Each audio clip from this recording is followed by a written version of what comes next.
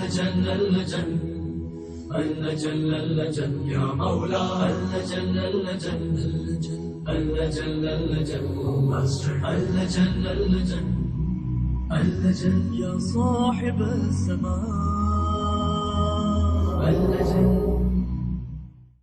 اعوذ باللہ من الشیطان اللعین الرجیم. بسم اللہ الرحمن الرحیم. الحمد للہ وکفا وسلام علی عبادہ الذین اصطفیٰ. درود بھیجیے محمد علیہ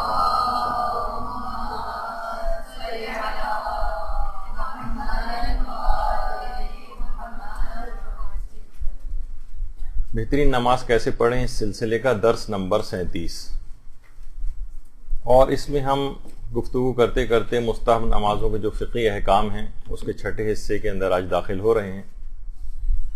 اور آج مستحب نمازوں میں سے ایک انتہائی اہم نماز، نماز شب، اس کا تذکرہ اور اس کے فقہی مسائل، اس کی اہمیت اور فضیلت آج بیان ہوگی. دیکھیے، جو نماز شب ہے اس کے کئی نام آپ پڑھتی ہیں کتابوں میں. نماز شب بھی کہا جاتا ہے، نماز تہجد بھی کہا جاتا ہے، اور صلاۃ اللیل بھی اس کو کہتے ہیں. اور اس نماز کو نوافل یومیہ کے بعد سب سے زیادہ تاکیدی مستحب نماز قرار دیا جاتا ہے، نوافل یومیہ کے بعد. اور اتنی اہم یہ نماز ہے کہ نوافل یومیہ کے بعد سب سے مستحب نماز ہے. لیکن آیت اللہ بہجت فرماتے ہیں کہ سید الشہداء پر گریہ کرنا افضل مستحبات ہے، اور اس کا ثواب حتیٰ کہ نماز شب سے بھی زیادہ ہے. اللہم صلی علی محمد وعلی محمد.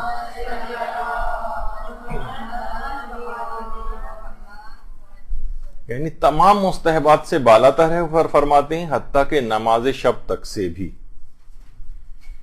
اور امام حسن عسکری علیہ الصلوۃ والسلام فرماتے ہیں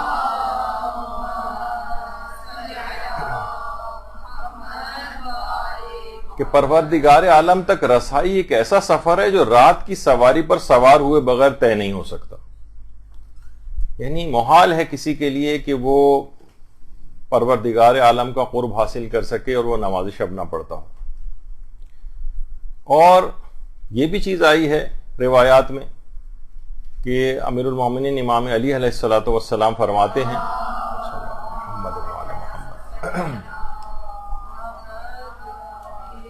کہ شب و روز تم میں کار فرما ہے، تم بھی ان میں کام کرو. وہ تم سے تمہاری عمریں لے رہے ہیں تو تم بھی ان سے فائدہ اٹھاؤ. تو شب اور روز یہ دونوں اس انداز کے اللہ کی مخلوق ہیں کہ بہرحال یہ ہماری عمروں میں سے حصہ لے رہے ہیں، تو ہمیں بھی چاہیے کہ ان سے مکمل طور پر کشید کریں. دن کے اوقات کے اندر بھی نیکیوں کو سر انجام دیں، رات کے اوقات میں بھی پروردگار کی اس انداز سے عبادت کر کے ثواب کو حاصل کریں. اور یہ بھی روایات میں بات آئی ہے کہ نماز عشاء کے بعد جاگتے رہنا سوائے دو افراد کے کسی کے لیے بھی سزاوار نہیں، مناسب نہیں. ایک تو نماز گزار، ظاہر ہے کہ جو کہ نماز شب وغیرہ پڑھے، اور دیگر نوافل، اور اس کے علاوہ مسافر. عام طور پر بلا وجہ جاگتے رہنا، بلا وجہ ٹی وی دیکھتے رہنا، بلا وجہ دیگر فضول مصروفیات یا آنا جانا یا ہوٹلنگ اور باہر نکلے رہنا، یہ مناسب نہیں ہے رات گئے تک جاگنے والوں کے لیے. روایت میں ہے کہ یہ صرف ان دو افراد کو اس بات کی اجازت ہے. اور اتنی اہم نماز ہے یہ نماز شب کہ پیغمبر اسلام کے اوپر تو یہ نماز واجب تھی. عام لوگوں کے لیے مستحب ہے، لیکن پیغمبر کے لیے یہ نماز واجب تھی. اور قرآن میں بھی اس کا نماز تہجد کے طور پر اس کا تذکرہ آیا ہے. وَمِنَ اللَّيْلِ فَتَحَجَّدْ بِهِ نَافِلَةً لَكَ. یعنی نماز تہجد، نماز شب، اس انداز سے اس کا ذکر قرآن کے اندر بھی آیا ہے. اور حقیقتاً یہ نماز ایسی ہے کہ مومن خالص افراد کو اس کے فضائل بستر پر لیٹنے نہیں دیتے. اور روایات میں بھی یہ بات آئی ہے، قرآن کی تو آیات ہیں کہ وہ ایسے افراد کی تعریف کی گئی ہے کہ جو رات کے وقت اپنے پہلوؤں کو بستروں سے الگ رکھتے ہیں. اور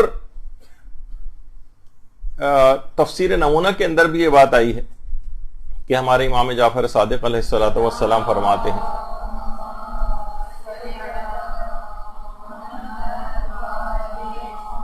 کہ قرآن میں جو بھی نیکیاں ہیں ہر نیکی کی جزا قرآن کے اندر بیان ہوئی ہے سوائے نماز شب کے. اور اس کے اندر بھی پروردگار نے کہا کہ ان لوگوں کو معلوم نہیں ہے کہ کون کون سی آنکھوں کی ٹھنڈک پروردگار عالم نے ان کے لیے جزا کے طور پر رکھی ہے. تو اس سے معلوم یہ چلا کہ قرآن میں ہر نیکی کی جزا کا تذکرہ ہے لیکن سوائے نماز شب کے. اور اس کو پروردگار نے اس انداز سے مبہم طور پر بیان کیا ہے کہ کیسی کیسی خن کے چشم قرۃ اعین کیسی کیسی آنکھوں کی ٹھنڈک ہم نے ان کے لیے مہیا کر کے رکھی ہے جنت میں. اور نماز شب کے فضائل کی یہی دیوانگی تھی کہ جو کہ امام خمینی کو آخری وقتوں تک کے اندر منہ پر آکسیجن لگی ہوتی تھی اور اسی حالت میں نماز شب کو ادا فرما رہے ہوتے تھے. اور یہی دیوانگی تھی کہ آقا سید مصطفیٰ خنساری بیان کرتے ہیں کہ شدید برف باری ہو رہی ہوتی تھی, شدید سردی ہو رہی ہوتی تھی, اور مدرسہ فیضیہ میں برف کو توڑ کر سرد ترین پانی سے وضو کر کے امام خمینی نماز شب کو ادا فرماتے تھے.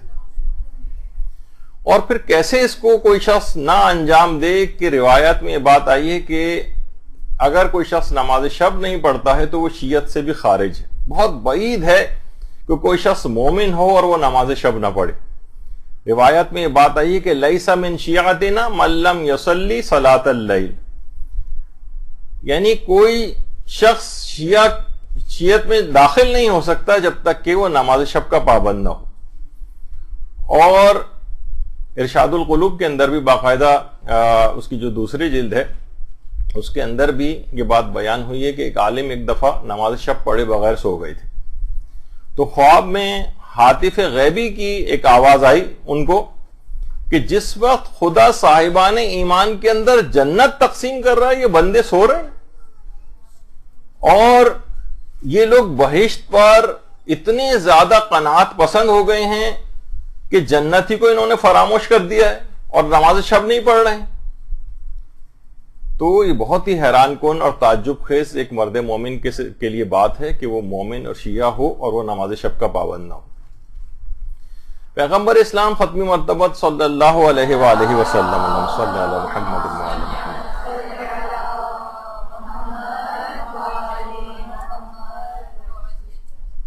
فرماتے تھے کہ جبریل اس قدر تاکید نماز شب کی لے کر پروردگار کی طرف سے مجھ پر نازل ہوئے ہیں کہ مجھے گمان ہونے لگا تھا کہ کہیں یہ امت کے اوپر واجب نہ ہو جائے, امت پر واجب نہ ہو جائے. اور حضرت ابراہیم علیہ الصلوۃ والسلام کے لیے, حضرت ابراہیم پیغمبر اسلام کے بعد سب سے افضل ترین انبیاء میں سے ہیں. روایت میں ملتا ہے کہ ان کو خلیل خدا کا جو لقب ہے یہ دو وجوہات کی بنا پر پیغمبر فرماتے ہیں ان کو عطا ہوا ہے. جو خلت جو کی نعمت سے اور ایک عہدے سے جو سرفراز کیا گیا, اس میں پیغمبر فرماتے ہیں پہلی چیز تو یہ کہ لوگوں کو کھانا کھلایا کرتے تھے. یعنی کوئی ایک کھانا بھی ایسا نہیں ہوتا تھا, یہاں تک کہ تلاش میں نکلتے تھے, مسافروں کو لے کر آتے تھے, لوگوں کو لے کر آتے تھے, کبھی اکیلے کھانا تناول نہیں فرماتے تھے, ہمیشہ لوگوں کو کھانا کھلانا. اور دوسری چیز اس وقت نماز شب ادا کرنا جب سب لوگ سو رہے ہوتے. تو ان دو خصوصی وجوہات کی بنا پر حضرت ابراہیم خلیل خدا قرار پائے تھے. اور روایات میں بھی بات ملتی ہے کہ کتنے مصائب حضرت زینب سلام اللہ علیہا نے برداشت کیے تھے.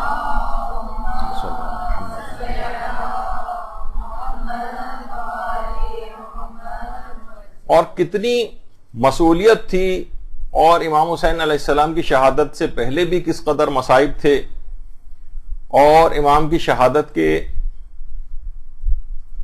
بعد بھی کتنے مصائب ہوئے. اور امام حسین نے باقاعدہ یہ بات اپنی بہن کو فرمائی تھی کہ یا اختاہ لا تنسینی فی نافلۃ اللیل، بہن مجھ کو نماز شب میں فراموش نہ کرنا، مجھے مت بھولنا، اس تک کے اندر اتنی زیادہ تاکید. تو اتنی زیادہ آپ دیکھیں کہ سخت ترین راتوں میں اور بدترین مظالم کے بعد بھی، حتیٰ کہ شب عاشور اور شام غریبہ اور اسیری کی راتوں تک کے اندر یہ نماز جو ہے وہ حضرت زینب سلام اللہ علیہ سے ترک نہیں ہوئی. یہاں تک کہ بچوں کی تلاش جس انداز سے انہوں نے کی، ایک انتہائی غم اندوز سے، جس طریقے سے دل ان کا چھلنی ہوا تھا، اور جگر کے اندر جو ایک جلا دینے والی پیاس تھی، اور جسم اتنا ناتواں ہو چکا تھا، اور آئندہ دنوں تک کے اندر اپنے حصے کا کھانا اور پانی بھی بچوں کو دے دیا کرتی تھی، اور تو اس کے اندر بھی نماز شب ان سے قضا نہیں ہوئی، اور اس میں بھی حتیٰ کہ بیٹھ کر بھی اگر پڑھنی پڑ گئی تھی نماز تو بیٹھ کر نماز شب پڑھی تھی، اور خاندان اہل بیت کے افراد کے لیے بیٹھ کر کوئی بھی نماز پڑھنا کسی قیامت سے کم نہیں ہوتا تھا. تو اتنے مصائب کے بعد، اور اس کے بعد پھر اسیری کے جو دیگر ایام رہے ہیں ان تک کے اندر نماز شب کا فراموش نہ کرنا کتنی واضح طور پر اس بات کی اہمیت کا احساس دلاتا ہے کہ ایک مومن کو کس قدر پابند ہونا چاہیے. تو بہرحال امام حسین کا اس لحاظ سے کہنا کہ بہن مجھے نماز شب میں فراموش مت کرنا، یہ بہت ہی اہمیت کا احساس دلانے کے لیے کافی ہونا چاہیے. اصل میں علماء ایک چیز اور فرماتے ہیں کہ اصلاً یہ درخواست امام حسین کی اس وجہ سے نہیں تھی کہ بس صرف ایک درخواست کے طور پر ہم اس کو لیں، بلکہ ایک لحاظ سے دنیا کو حضرت زینب کے عابدہ شب زندہ دار ہونے کی اطلاع دینا مقصود تھی. اور صرف خاندان اہل بیت کے اندر ایک آدھ خواتین تک یہ سلسلہ نہیں تھا. حضرت زینب کبریٰ فاطمہ بنت الحسین سلام اللہ علیہ، اللہم صلی علی محمد و علی محمد،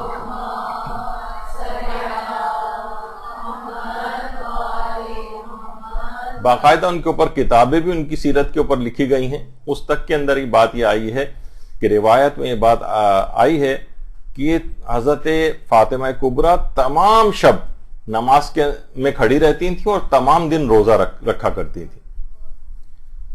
اچھا دیکھیے، ہم عام طور پر شریف کس کو سمجھتے ہیں؟ دیکھیے، ہم عام طور پر ایک ہوتا ہے کہ اچھا شہری ہو، سگنل نہ توڑے، لائن کے اندر کھڑا ہوا ہو، ٹھیک ہے، قانون کی پاسداری کرے. خصال جو شیخ صدوق کی کتاب ہے اس کے اندر صاحبان ایمان کی شرافت کا معیار یہ قرار دیا گیا ہے کہ وہ نماز شب پڑھتے ہو. صاحب ایمان یعنی ٹھیک ہے تم ایماندار ہو، ٹھیک ہے کہ تم شیعہ ہو، لیکن تمہاری شرافت کا معیار یہ ہے کہ تم اگر نماز شب پڑھتے ہو تو شریف ہو. اور کسی بھی شخص کی عزت کا معیار یہ ہے کہ وہ لوگوں کو اذیت پہنچانے سے باز رہے. اس کا مطلب یہ ہے کہ یہ صاحب عزت شخص ہے، اس کی عزت اور صاحب عزت ہونے کا معیار یہ ہے کہ لوگوں کو تکلیف نہ پہنچائے. شریف ہونے کا معیار یہ ہے کہ نماز شب کا پابند ہو. اور ہمارے امام جعفر صادق علیہ الصلوۃ والسلام، اللہم صلی علی محمد و علی محمد،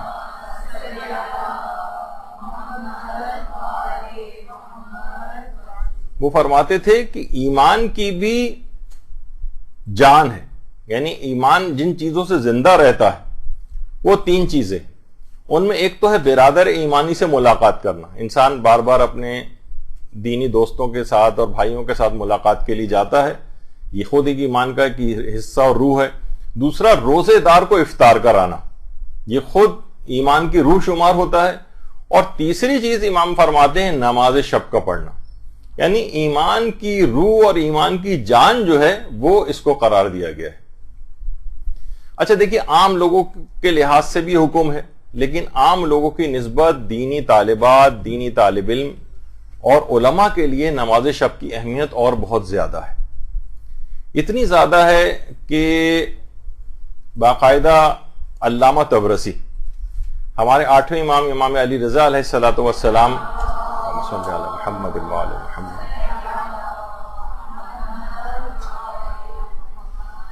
ان کا قول کتابوں کے اندر موجود ہے. ان کی کتاب آیت حق کے نام سے لکھی گئی ہے، آیت حق شرح احوال آیت اللہ طبرسی مازندرانی. اور امام رضا کے جو روضہ ہے اس کے صحن کے جو احاطہ ہے بیرونی، وہاں پر ان کی قبر مبارک ہے. جو لوگ ہیں وہاں پہ ان کو ضرور جانا چاہیے. آیت اللہ طبرسی یہ فرماتے تھے طالب علموں اور علماء دونوں کو نصیحت کرتے ہوئے کہتے تھے کہ نوافل اور نماز شب سے غافل مت ہونا. ہم اہل علم کا مال یہی ہے، کیونکہ دیکھیے عوام، وہ فرماتے تھے عوام زیادہ سے زیادہ واجبات پر اکتفا کرتے ہیں. فرماتے تھے کہ تم بھی اگر اس کے پابند نہ ہوئے تو تم میں اور عام لوگوں میں پھر کیا فرق رہ جائے گا. تو ایک طالب علم کو بھی، طالبہ کو، اور ایک عام چاہے وہ ابتدائی طالب علم ہی کیوں نہ ہو اور چاہے وہ علماء ہی کیوں نہ ہو، عام عوام سے ان کا فرق کیا ہے؟ وہ کہتے تھے کہ نماز شب. ورنہ لوگ تو واجبات پہ اکتفا کریں گے نا عام لوگ، لیکن تم میں اور ان میں کیا فرق رہ جائے گا. اور آیت اللہ جو مہدی بحر العلوم تھے، ایک اور بزرگ تھے، ان کو بھی کہا جاتا ہے.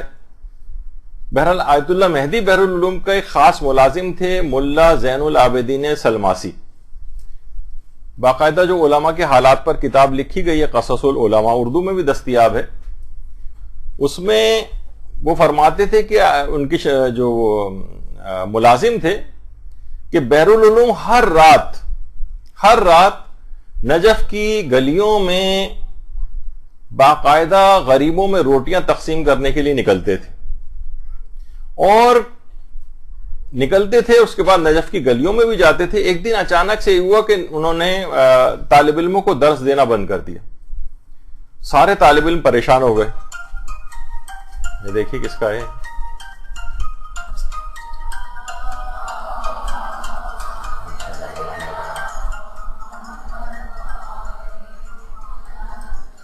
اچھا، کئی دن اس طرح سے ہوا، سارے طالب علم جو ہے وہ بڑے سخت پریشان ہو گئے. یہاں کی طرح والا حساب کتاب تو نہیں کسی دن باقی درس موقوف ہو جائے تو طالب علموں کے اندر خوشی کی لہر دوڑ جاتی ہے کہ چلو آج چھٹی ہو گئی ہے. تو اچھا، طالب علم بڑے پریشان ہوئے تو لوگوں نے پوچھا کہ بھئی آپ طالب علموں کو درس کیوں نہیں دے رہے؟ انہوں نے کہا کہ میں رات کو ویسے بھی نکلتا ہوں نجف کی گلیوں میں، طالب علموں کے گھر بھی میں پہچانتا ہوں، میں طالب علموں کے گھروں کے پاس سے گزرتا ہوں، نہ نماز شب کے کوئی آثار ہوتے ہیں، نہ کوئی مناجات کی آواز سنائی دیتی ہے، نہ کوئی آہوزاری سنائی دیتی ہے. ایسے طالب علموں کو درس دینے کا اصلاً کوئی فائدہ نہیں. طالب علم اس بات کو سن کر کافی متوجہ ہوئے اور اس بات کے پھر اس کے بعد انہوں نے پابندی اختیار کی اور کہا کہ ہم آئندہ کے بعد سے نماز شب اور یہ مناجات وغیرہ کو ترک نہیں کریں گے. جب یہ سلسلہ دوبارہ شروع ہوا نماز شب اور مناجات کا تو پھر کہیں جا کے انہوں نے درس دینا شروع کیا. اور یہی وجہ ہے کہ قصص العلماء ہی کے اندر ہے کہ شیخ جعفر آل کاشف الغطا ان کے متعلق ان کو جب یہ بات بتائی گئی کہ ایک شہر کے جو ائمہ جماعت ہیں، انہوں نے جو ائمہ جماعت ہیں وہ نماز شب کے پابند بھی نہیں ہیں، نوافل کو بھی ہم دیکھتے ہیں کہ وہ انجام نہیں دیتے، بس آئے واجب نماز پڑھائی چلے گئے. جب یہ شکایت ان تک پہنچی تو شیخ جعفر مجتہد عالم تھے، انہوں نے فرمایا کہ جو امام جماعت بھی نوافل یومیہ اور نماز شب کو انجام نہیں دیتا اس کی اقتدا نہ کی جائے.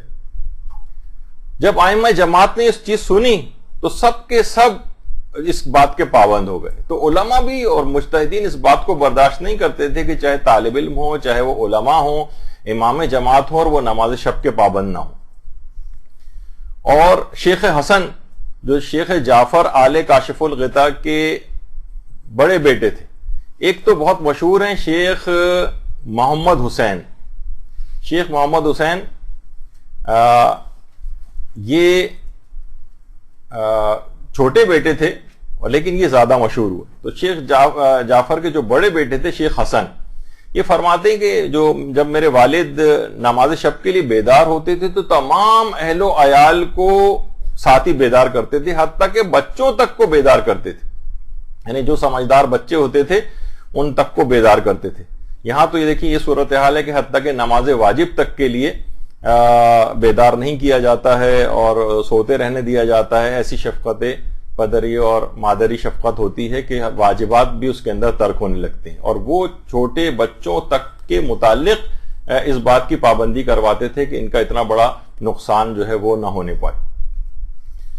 تو اچھا، ظاہر ہے خود بھی چھوٹے تھے. فرماتے ہیں شیخ حسن کہ میں بھی چھوٹا تھا اور نوجوانی کا ابتدائی دور تھا، اس میں بچے شرارتیں بھی کرتے ہیں، تو وہ یہ کرتے تھے کہ جیسے ہی وہ کمرے سے باہر نکل کے جاتے تھے کہ بھئی سب لوگ نماز شب پڑھ لیں، تو میں کمرے میں بستر پہ لیٹے لیٹے ہی آوازیں نکالتا تھا، اللہ اکبر، علیہم وللضالین، کفوا احد، سمع اللہ اور بحول اللہ، السلام علیکم ورحمۃ اللہ، بستر پہ لیٹے لیٹے، تاکہ ان کو پتہ چل جائے کہ میں نماز شب میں مشغول ہوں۔ تو بہرحال ایک لحاظ سے ان کی سیرت سے یہ بات پتہ چلی ہے کہ اپنے گھر والوں تک کو اٹھانا نماز شب کے لیے۔ تو طالب علموں کے اندر بھی دیکھیے اتنا اثر اس کا ہوا کہ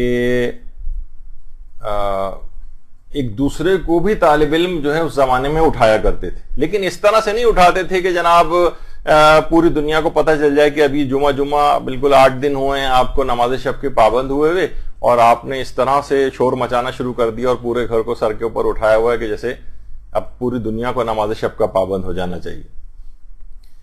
آیت اللہ نجفی کوچانی یہ فرماتے ہیں کہ اصفہان کے مدرسے میں طالب علموں کے حجرے آپس میں ملے ہوئے تھے، ہم طاقچوں میں سوراخ کر کے رسی کے سرے اپنے پیروں پر باندھ لیتے تھے کہ جس کی بھی آنکھ کھل جائے وہ رسی کھینچ کر دوسرے ساتھی کو نماز شب کے لیے بیدار کر دے، اور یہ بات اس وجہ سے کرتے تھے کہ دروازے پر دستک دینے سے دوسرے طالب علموں کی نیند میں خلل نہ پڑے، اور ایک دوسرے کو اس طرح سے اٹھایا کرتے تھے۔ تو واقعتاً انسان کو چاہیے کہ ایک دوسرے کی اس طرح سے ہیلپ کرے۔ کہا جاتا ہے نا کہ لوگ کسی کی جیب سے 10 روپے بھی گر جاتے ہیں تو ہر شخص متوجہ کرتا ہے، ارے دیکھیے آپ کی جیب سے 10 روپے گر گئے، اور یہاں لوگوں کی نمازیں واجب قضا ہوئی جا رہی ہیں، لوگوں کی نماز شب کے لوگ پابند نہیں، اور ذرا سا لوگوں کو 10 روپے کے برابر بھی احساس نہیں کہ متوجہ کریں کہ آپ کو یہ چیز پڑھنی چاہیے۔ تو یہ صورتحال ہے۔ اس میں آیت اللہ شہید مرتضی مطہری بھی یہ بات کہتے تھے، بلکہ لوگ ان کے متعلق جو فرماتے ہیں کہ وہ ساری زندگی 2 چیزوں کی حد سے زیادہ آیت اللہ شہید مرتضی مطہری نے پابندی کی، 2 چیزوں کی۔ ایک تو جب تک وہ سوتے نہیں تھے جب تک خاص مقدار میں رات کو تلاوت قرآن نہ کر لیتے تھے، اور دوسرا یہ کہ کسی بھی رات نماز شب پڑھے بغیر نہیں سوتے تھے۔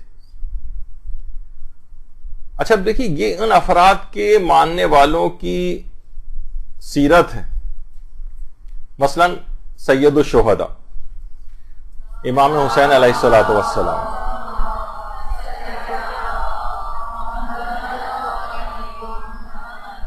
شب عاشور جو مہلت مانگی تھی ایک رات کی، مہلت کس لیے تھی؟ پوری رات خیموں میں تسبیح و تحلیل کی صدائیں گونج رہی تھیں، مناجات کی صدائیں گونج رہی تھیں، اذکار اور تلاوت قرآن کی صدائیں گونج رہی تھیں، نماز شب کی قرات کی آوازوں سے خیام گونج رہے تھے۔ تو اس رات ایک شب کی مہلت وہ انہی نماز شب اور ان مستحبات کے لیے مانگی گئی تھی، اور یہی طریقہ کار ان کے اپنے والد گرامی حضرت امیر المومنین علیہ الصلوۃ والسلام کا تھا۔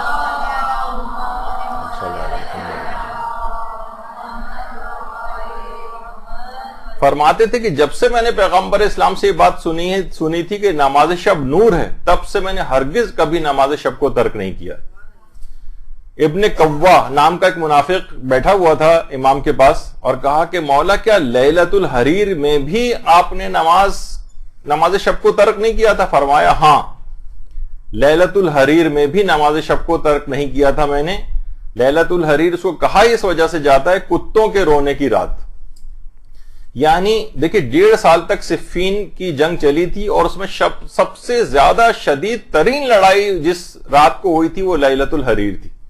اسی وجہ سے اس کا انعام ہے جب حاکم شام کے سپاہی زخم کھائے ہوئے کتوں کی مانند فریادیں بلند کر رہے تھے، سوائے اس رات کو تلواروں کی جھنکار کے اور دانتوں کے کچکچانے کے اور آہوں اور سسکیوں کے علاوہ کچھ اس رات کو سنائی نہیں دے رہا تھا۔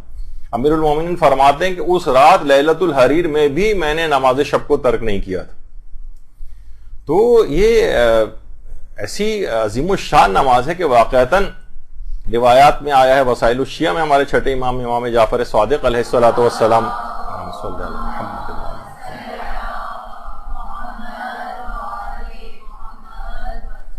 ملتا ہے کہ چھٹے امام فرماتے ہیں کہ حضرت امیر المومنین علیہ الصلوۃ والسلام کے گھر میں کمرہ مخصوص تھا نماز کے لیے، اور رات کو جب بھی نماز شب کے لیے حضرت امیر اٹھتے تھے تو اپنے کسی ایک فرزند کو ضرور اٹھا کر اپنے ساتھ اس کمرے کے اندر نماز کو ادا کرنے کے لیے لے جاتے تھے. اور روایت میں پیغمبر کے لیے بھی یہ بات آئی، بلکہ پیغمبر کا ارشاد روایتوں کے اندر جو ہے وہ بیان ہوا ہے کہ اگر کوئی بھی شخص رات کو خود نماز شب کے لیے اٹھے، رات کو عبادت کے لیے اٹھے، اور اپنی زوجہ کو بھی اس طرح سے جگائے کہ وہ عورت بھی اٹھے، اس طرح سے شوہر اور بیوی دونوں نماز کو ادا کریں، رات کو عبادت کریں، تو پروردگار ان پر اپنی رحمت نازل فرماتا ہے. اور یہی وجہ ہے کہ پیغمبر نے 3 مرتبہ فرمایا تھا کہ یا علی علیک بصلاۃ اللیل وعلیک بصلاۃ اللیل وعلیک بصلاۃ اللیل. 3 دفعہ فرمایا تھا کہ علی نماز شب کی پابندی کرو، نماز شب کی پابندی کرو، نماز شب کی پابندی کرو. تو بڑی عظیم الشان یہ جو نماز ہے. اور ابھی آپ نے سنا تھا آیت اللہ تبرسی کا ہی کہ یہ ہم علماء اور طالب علموں کا یہی تو ایک مال ہے، ورنہ عوام تو اس کی پابندی نہیں کرتے ہیں. یہی وجہ ہے کہ آیت اللہ مرشی نجفی، آیت اللہ مرشی نجفی وہی ہیں کہ جنہوں نے ایک بہترین ایشیا کا سب سے بڑے کتاب خانوں میں اور لائبریریز میں جس کا شمار ہوتا ہے کتاب خانہ آیت اللہ مرشی نجفی، قم میں حضرت معصومہ کے روضے کے بالکل سامنے. انہوں نے باقاعدہ جو اپنا وصیت نامہ لکھا تھا اس کے اندر اپنے بیٹے سے یہ بات کہی تھی. اور آیت اللہ مرشی نجفی نے ایک سجدگاہ اپنے پاس رکھی ہوئی تھی، اور ائمہ کے تمام قبور کی مٹی بھی جمع کر کے اپنے پاس رکھی ہوئی تھی. تو ایک سجدگاہ ہر وقت ان کے ساتھ ساتھ ہوتی تھی، جہاں بھی ہوتے تھے وہ سجدگاہ ساتھ ہوتی تھی. حتیٰ کہ ہاسپٹل کے اندر بھی کبھی بیمار بھی ہوتے تھے تو نماز شب کو آیت اللہ مرشی نجفی وہیں پر ادا فرماتے تھے، بستر پہ بیٹھے بیٹھے ادا فرماتے تھے. اور جب تک کھڑے ہونے کی حالت رہی ہاسپٹل کے اندر بھی کبھی اس نماز کو بیٹھ کر نہیں پڑھا ہے انہوں نے. اور اس وقت بھی ان کے پاس وہ سجدگاہ ہوتی تھی، ایک جا نماز ان کے پاس ہوتی تھی. تو باقاعدہ طور پر انہوں نے اپنے بیٹے کو وصیت کی تھی کہ میری وہ جائے نماز جس پر میں نے 70 سال نماز شب ادا کی، اور میری وہ تسبیح جو تربت امام حسین سے بنی ہوئی ہے، جس کے ہر دانے پر میں ہر صبح استغفار پڑھا کرتا تھا، وہ میرے ساتھ میری قبر کے اندر ساتھ دفن کی جائے. 70 سال تک ایک مصلی یا ایک جانواز ایسی جگہ جس پر انہوں نے نماز شب پڑھی تھی، کہا یہ میرے ساتھ دفن کی جائے. تو یہ باتیں ساری اس لحاظ سے متوجہ کرنے کے لیے ہیں. اور اس کے بعد جب آیت اللہ مرشی نجفی کو قبر میں دفن کیا گیا تو یہ تمام چیزیں ان کے ساتھ دفن کی گئی جو ان کی وصیت کے مطابق تھی. تو یہ تمام چیزیں اہمیت کا احساس دلانے کے لیے، ورنہ ایک مرجع یہ تو سوچیں کہ ان کا تو بہت زیادہ ان کے لیے سہولت اور آسانی تھی کہ یہ معصومہ قوم کے روضے کے اندر ان کی قبر کے بہت قریب دفن ہو سکتے تھے، لیکن انہوں نے کہا نہیں، میری قبر وہ سامنے لائبریری میں دروازے کے قریب قرار دی جائے کہ تاکہ طالب علم جب پڑھنے کے لیے جائیں تو ان کی قدموں کی خاک اڑ اڑ کے میری قبر کے اوپر گرے. تو یہ علماء کا ایک طریقہ کار ہے جس لحاظ سے وہ امر بالمعروف و نہی عن المنکر کیا کرتے. تو اور بعض اوقات یہ تحدیث نعمت بھی ہوتی. تحدیث نعمت یعنی نعمت کو بیان کرنا، نعمت کا اظہار، اس میں کوئی ریاکاری وغیرہ کا خدا نخواستہ پہلو نہیں ہوتا ہے. اور جب بھی انہوں نے کہا اگر نہ لوگوں کے دماغ میں آ سکتا ہے کہ بھائی جناب انہوں نے یہ کیوں بتایا کہ 70 سال میں نے نماز شب اس پہ ادا کی اور سحر کے وقت میں استغفار کیا کرتا تھا، تاکہ لوگوں کے اندر شوق اور جذبہ پیدا ہو اس کو بھی تحدیث نعمت، ایک نعمت ان کو ملی ہے اس کا اظہار کرنا تاکہ لوگوں کے اندر بھی وہ چیز فروغ پائے. یہی وجہ ہے کہ دئبل خزائی جو کہ ہمارے امام رضا علیہ الصلوۃ والسلام کے صلی اللہ محمد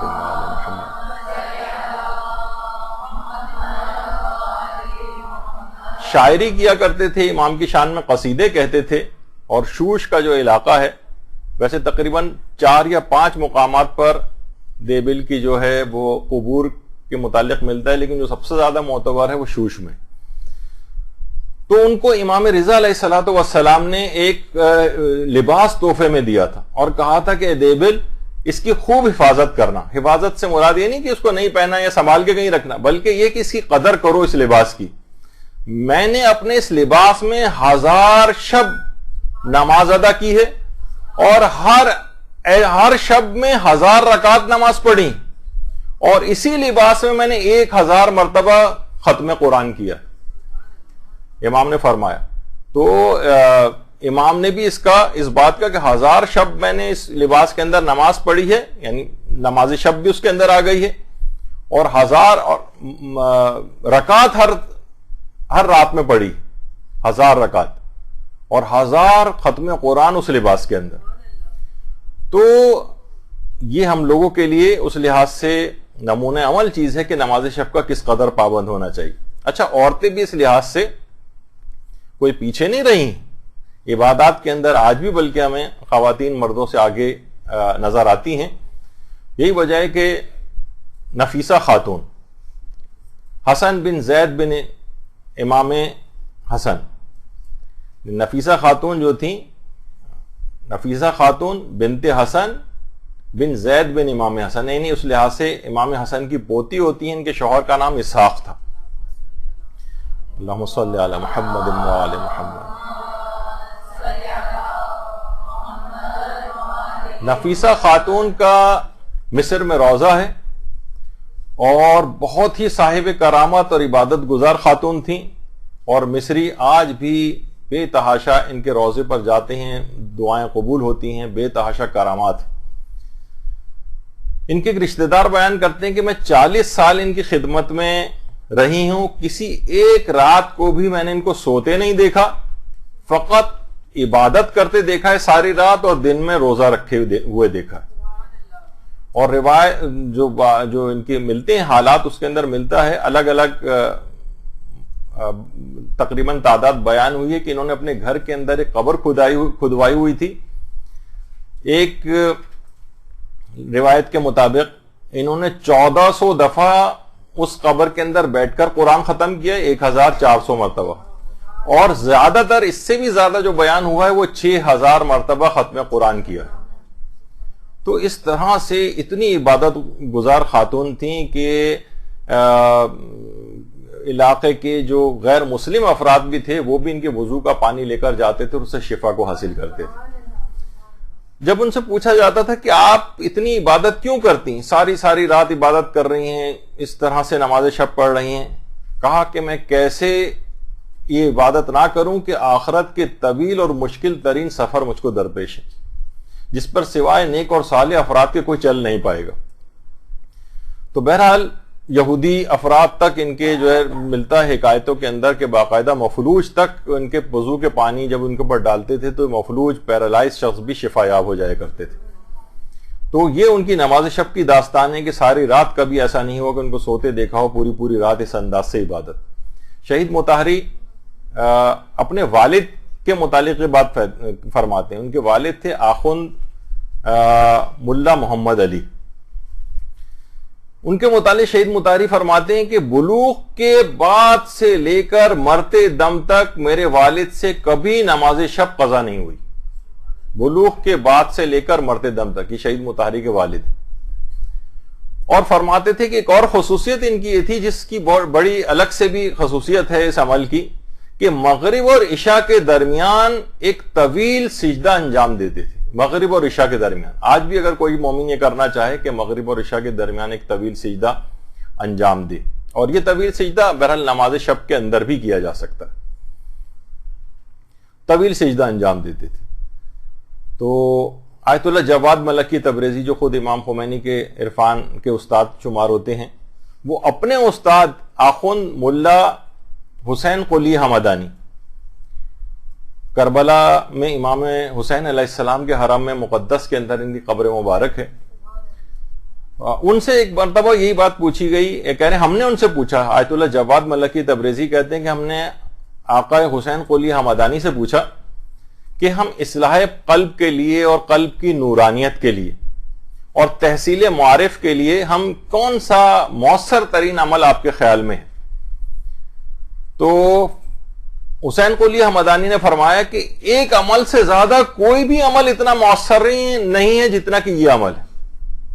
اگر تم اس پر مداومت کرو, یعنی ہمیشہ اس عمل کو انجام دو, تو اس سے زیادہ مؤثر کوئی عمل ہی نہیں ہے جس سے تمہارا قلب بالکل طاہر اور پاک و پاکیزہ ہو جائے گا، اور نورانیت قلب جو ہے اس سے تم بہرہ مند ہوں گے، اور معرفتوں پروردگار کی جو معرفت ہے اس میں اضافے سے اضافہ تر ہوتا چلا جائے گا، اور وہ یہ ہے کہ شب و روز میں ایک طولانی سجدہ انجام دو. یہ نماز شب میں بھی ہو سکتا ہے، اور اس طولانی سجدے میں جس قدر بھی ممکن ہو ذکر یونسیہ پڑھو، لا الہ الا انت سبحانک انی کنت من الظالمین، یہ انجام دو. اچھا، ذکر یونسیہ حضرت یونس علیہ السلام نے پڑھا تھا، اور کب پڑھا تھا؟ جب مچھلی کے پیٹ میں گئے تھے. مچھلی کے پیٹ میں انہوں نے مچھلی سے باہر نکلنے کے لیے، جو زندان تھا مچھلی کا پیٹ، اس سے نکلنے کے لیے انہوں نے اس کو پڑھا تھا. وہ فرماتے تھے لیکن تم اس نیت سے انجام دو کہ اخلاق رذیلہ کی قید و بند سے میرے روح اور قلب نجات پالے اور رہائی پالے. اور یہی وجہ ہے کہ اس کے بعد ہی ہے لا الہ الا انت سبحانک انی کنت من الظالمین فاستجبنا لہ ونجیناہ من الغم. بس جب بھی کوئی ہمیں پکارتا ہے تو ہم اسی طرح سے فوراً ہم اس کی دعا کو قبول کر لیتے ہیں. فاستجبنا، فوراً اس کی دعا قبول کر لیتے ہیں، ونجیناہ من الغم، اور اس کو غموں سے نجات عطا کرتے ہیں. فوراً مدد آتی. وہ فرماتے تھے اگر کوئی ایک طولانی سجدہ اس طرح سے انجام دے کہ جس میں ذکر یونسیہ کو پڑھے، اور اس میں ظاہر ہے کہ بار بار ذکر یونسیہ پڑھنا ہے، تو فوری الہی مدد اس کے پاس آتی، جس طریقے سے حضرت یونس کے پاس آئی تھی. اور وہ مچھلی کے پیٹ سے باہر آئے تھے تو اخلاق رذیلہ سے بھی ہماری روح اسی طرح سے آزاد ہو جائے گی. وہ فرماتے تھے کہ اس عمل کی اگر مداومت کی جائے، ہمیشہ اس کو انجام دیا جائے، تو میں اس سے زیادہ نورانیت قلب کے لیے کوئی بھی عمل کو مؤثر نہیں سمجھتا ہوں. تو آیت اللہ جواد ملکی تبریزی فرماتے ہیں کہ ان کے شاگردوں نے، جاننے والوں نے اور دیگر علماء نے آیت اللہ حسین قلیہ حمدانی کے اس عمل کو کرنا شروع کیا، اور ان کے بہت سے شاگرد تو اس طور پر کہ سجدے میں جانے کے بعد 3,000 دفعہ ایک ہی سجدے میں ذکر یونسیہ کو پڑھنے لگے. 3,000 دفعہ ایسی مداومت کی، اور بڑے بڑے مقامات علمیہ پر اور بڑے بڑے مقامات عرفانی کو انہوں نے حاصل کر لیا اسی طویل سجدے کے ذریعے. اور باقاعدہ اس بات کو آیت اللہ جواد ملکی تبریزی نے اسرار الصلاۃ جو کتاب ہے اس میں بھی، اور المراقبات کے اندر جو ہے وہ نقل کیا ہے. اور وہ ایک بات اور بھی فرماتے تھے کہ ہمارے استاد حسین قلی حمدانی وہ ایک چیز کو اور بہت زیادہ اہمیت دیتے تھے، اور وہ ہے شب جمعہ اور جمعے کے روز عصر کے وقت. یہ دو اوقات میں 100 مرتبہ سورہ قدر پڑھنے کی بھی بہت زیادہ تاکید فرماتے تھے. نہیں، الگ سے بھی، الگ سے بغیر سجدے کے سورہ قدر کی تلاوت شب جمعہ میں 100 دفعہ پڑھی جائے، اور جمعے کے دن عصر کے وقت 100 دفعہ پڑھی جائے. کہتے تھے روحانیت کے لیے یہ بہت ہی زیادہ مؤثر اس بات کو سمجھتے تھے. اور ایک مرتبہ بھی انسان واقعتاً نماز شب کا اس انداز سے پابند ہو جائے اور ارادہ کر کے اس کے اوپر عامل ہو جائے، تو پھر اس کو علماء فرماتے ہیں کہ کسی بھی اٹھانے والے کی بھی ضرورت نہیں ہوگی، باقاعدہ فرشتے نماز شب کے لیے اس کو جگایا کریں گے. اللہم صلی علی محمد.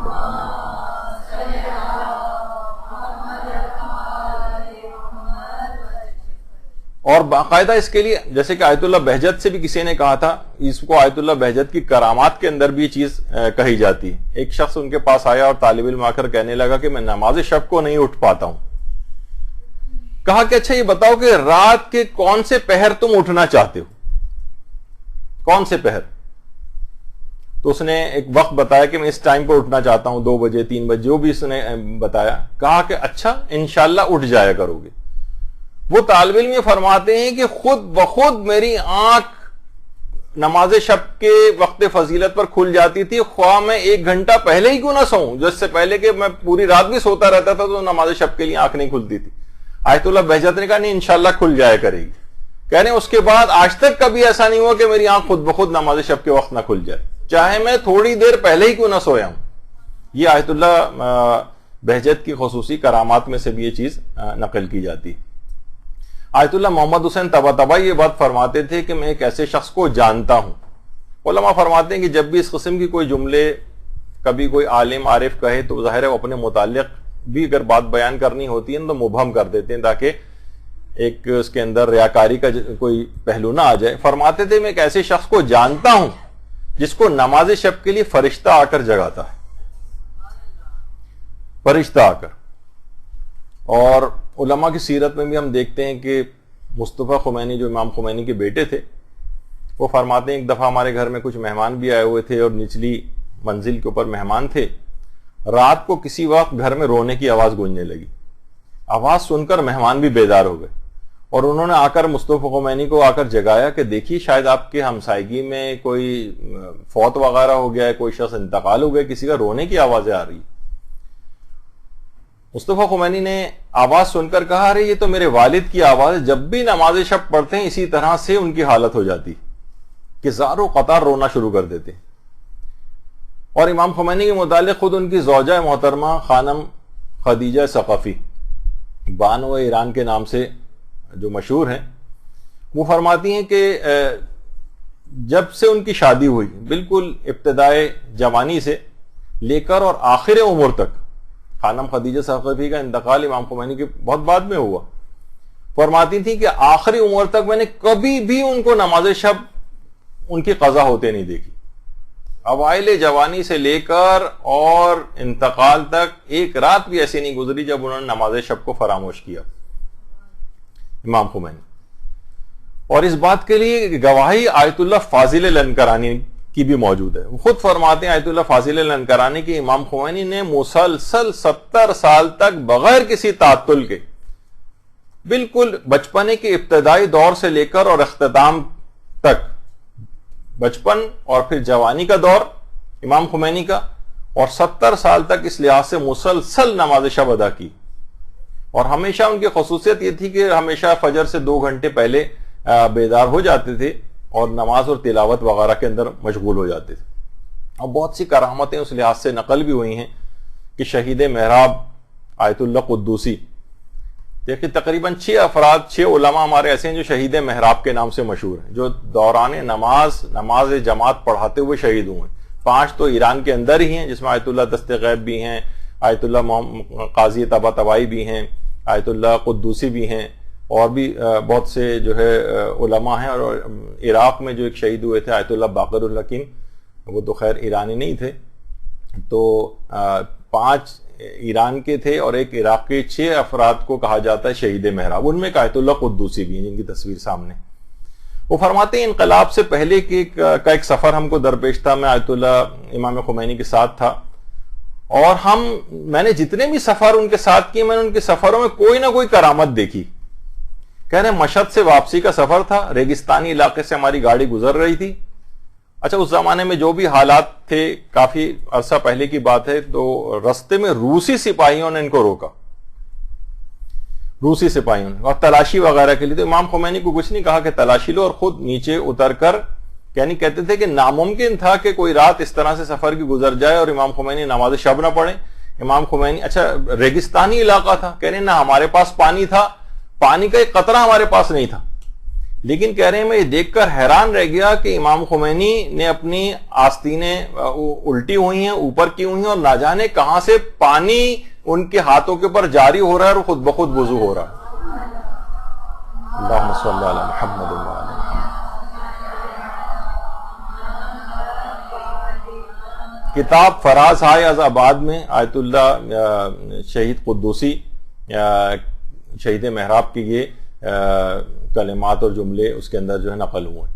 تو بڑی کرامتیں علماء کسی صورت میں بھی اس کو ترک نہیں کرتے تھے. یہاں تک کہ امام خمینی کے متعلق کہا گیا تھا کہ جس وقت ان کو دل کا عارضہ لاحق ہو گیا تھا آخری ایام میں, تو قم سے ایمبولینس کے ذریعے امام خمینی کو منتقل کیا جا رہا تھا تہران کے لیے, وہاں کے ہاسپٹل میں.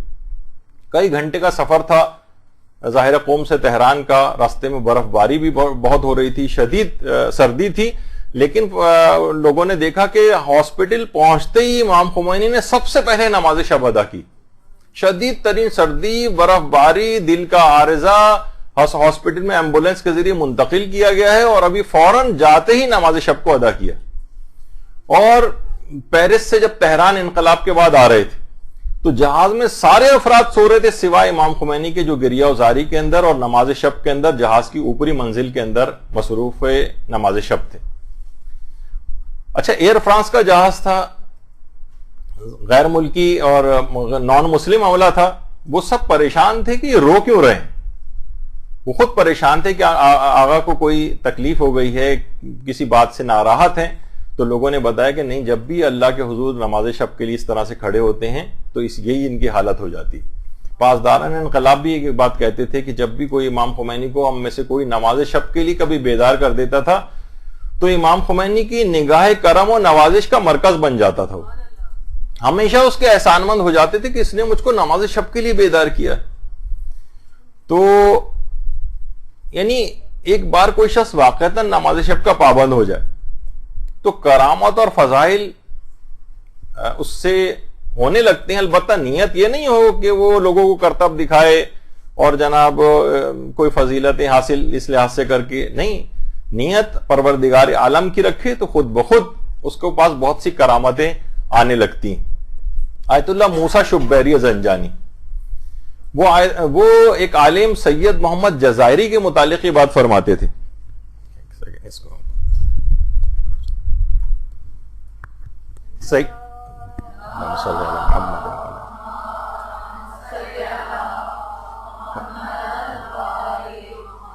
فرماتے تھے کہ آقا سید محمد جزائری استخارہ تسبیح کے بہت ماہر تھے۔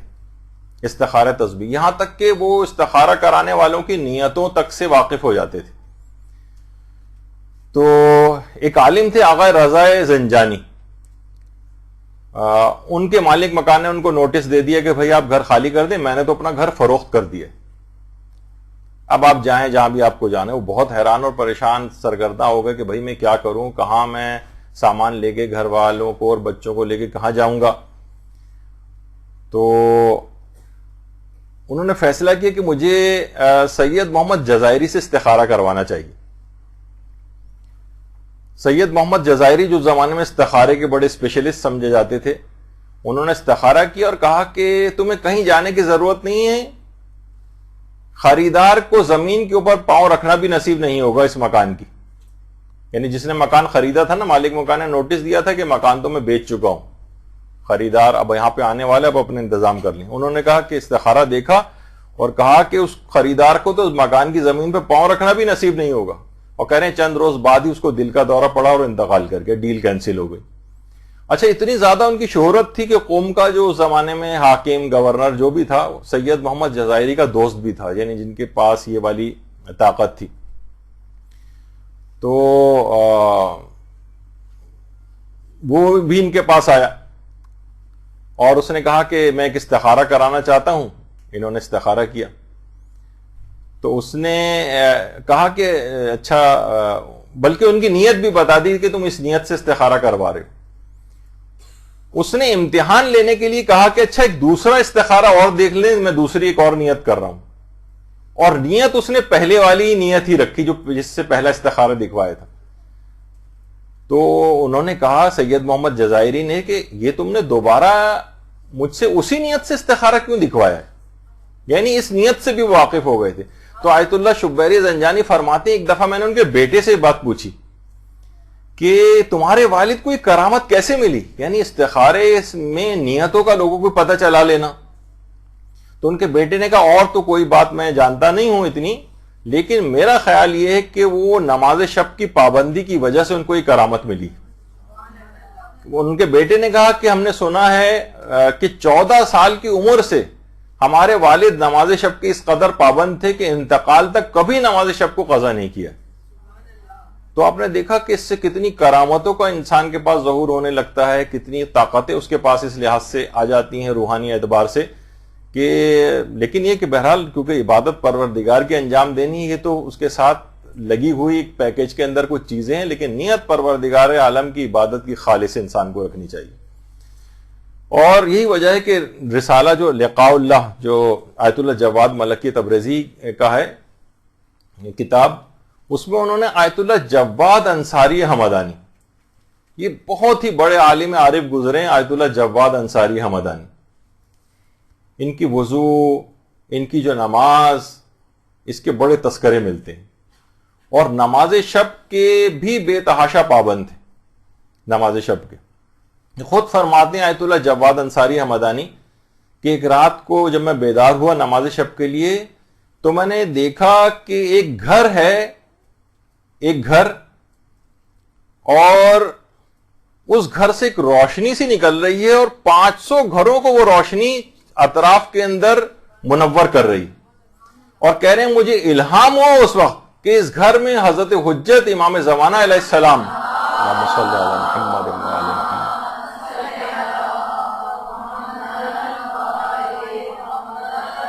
حضرت حجت اس گھر میں نماز شب ادا فرما رہے ہیں۔ ایک نور سا اس گھر سے نکل رہا ہے جو اطراف کے 500 گھروں کو بھی منور کر رہا ہے۔ تو دیکھیے ہماری یہ نماز شب اگر ہم اس کے پابند ہوں تو امام زمانہ علیہ السلام شب میں نماز شب کو ادا فرماتے ہیں، ہماری نماز ان کی نماز کے ساتھ ہی مل کر پروردگار عالم کی طرف قبولیت کو انشاءاللہ اختیار کرے گی۔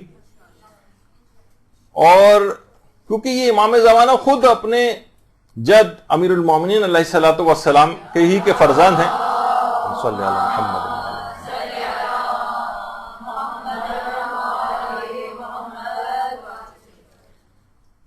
کہ ان کی کنیز تھی ام سعید، ایک کنیز تھی ام سعید نام کی، ان سے کسی نے پوچھا کہ امیر المومنین علیہ السلام کی رمضانوں میں جو عبادت تھی اور دوسرے مہینوں میں جو عبادت تھی ان میں کیا فرق تھا؟ تو کہنے لگی عبادت کے لحاظ سے تو حضرت امیر المومنین کی رمضان اور غیر رمضان کی عبادت میں کوئی فرق ہی نہیں تھا، پورے سال کی تمام راتوں میں اسی طرح سے جاگ کر عبادت کرتے تھے اور دن میں اسی طرح سے روزہ رکھا کرتے تھے۔ یعنی پورے جب یہی وجہ ہے کہ جب شب 19 رمضان کو گھر سے نکل کر جا رہے تھے تو آسمان کو دیکھ کر کہا تھا کہ اے طلوع فجر گواہ رہنا، کبھی ایسا نہیں ہوا ہے کہ تو طلوع ہوئی ہو اور علی سو رہا ہو۔ تو بہرحال یہ دیکھیے جو لذت ہے، جو سحر خیزی کی لذت ہے، یہ نماز شب کی لذت ہے، یہ عرفاء ایسی محسوس کرتے ہیں کہ اس کے مقابلے میں کوئی لذت محسوس نہیں ہوتی۔ آیت اللہ شہید مرتضی مطہری فرماتے تھے کہ نماز شب، اس کی جو مناجات ہے، اس کی جو لذت معنوی ہے، یہ سوائے صادقین کے، صابرین کے اور مستغفرین بالاسحار کے، یعنی جو سحر کے وقت اٹھ کر استغفار کرتے ہیں، اس سے ان کے علاوہ کوئی اس لذت سے واقف نہیں ہوتا۔ وہ فرماتے تھے کہ جو پورا دن فسق و فجور کے اندر انسان گزارے، پورا دن جو ہے وہ مادیات کے غلبے اس کے اوپر رہیں، اور پورا دن ہنسی کھیل کے اندر اس طرح سے اڑا دے، لہو و لعب کے اندر مصروف رہے، رات کو اتنا کھانا کھا لے کہ سانس لینے کی اس کے پاس جگہ نہ رہے، بستر پر مردار بن کر جا کر اس طرح سے لیٹ کر سو جائے، کوئی گمان کر سکتا ہے کہ یہ شخص جو ہے نماز شب کے لیے اٹھ کر اور مناجات کی لذت کو کبھی حاصل کر سکے گا؟ اس کے لیے دن بھی ایسا ہی گزارنا پڑتا ہے۔ تو شہید مطہری کے متعلق باقاعدہ احیاء تفکر اسلامی کے اندر یہ بات لکھی کہ روزانہ ایک جز قرآن کا، یعنی ایک سپارہ روزانہ جو ہے تلاوت کرتے تھے، اور رات کے وقت کچھ وقت آرام کرتے تھے، اور اس کے بعد پھر نماز شب کے لیے اٹھا کرتے تھے، اور کہتے تھے ان دو چیزوں کے اوپر اگر کوئی شخص عامل ہو جائے، دو چیزوں پر عامل ہو جائے اگر کوئی شخص، یعنی روزانہ ایک پارے کی تلاوت اور کچھ وقت آرام کرنے کے بعد نماز شب کے لیے اگر کوئی شخص اٹھ جائے، تو فرماتے تھے اس کے بعد وہ 100 سال کی بھی عمر گزارے، ایک رات کبھی ایسی نہیں گزرے گی کہ جس رات کو وہ آرام کے ساتھ نہ سوئے، سکون کی نیند نہ سوئے، اور اس کا دل زندہ نہ ہو جائے۔ یعنی کہتے تھے ممکن ہی نہیں۔ تو دنیاوی لذتوں اور گناہوں کو ترک کرنے سے اصل میں یہ لذت حاصل ہوتی، یعنی ایسا نہیں ہے کہ کوئی بس لذت حاصل ہونے لگے گی نماز شب کی اس کو جب تک کہ وہ گناہوں کو نہیں چھوڑے گا۔ اور جب کوئی شخص اس انداز سے گناہوں کو ترک کرنے کے بعد نماز شب ادا کرے تو اس کے بعد جب بھی وہ ذکر خدا کرے گا اور نماز شب کے اذکار کو ادا کرے گا، در و دیوار اس کے ساتھ ہم آہنگ ہو کر تسبیح پروردگار کرنے لگتی ہیں۔ اللہم صلی علی محمد و علی محمد۔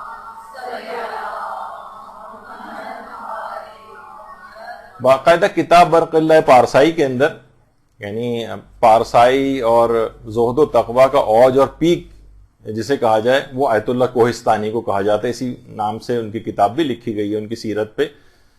اور یہ آیت اللہ کوہستانی وہی ہیں کہ جو کہ شاہ عبد العظیم جن کا روضہ تہران میں ہے، وہیں پر ان کی قبر مبارک بھی آیت اللہ کوہستانی کی۔ تو ان کے شاگردوں نے دیکھا کہ ایک رات کو وہ بہت زیادہ گریہ وزاری کر رہے ہیں اور نماز شب کو ادا کرنے کے بعد صحیفہ سجادیہ کی ایک دعا کو پڑھ رہے ہیں.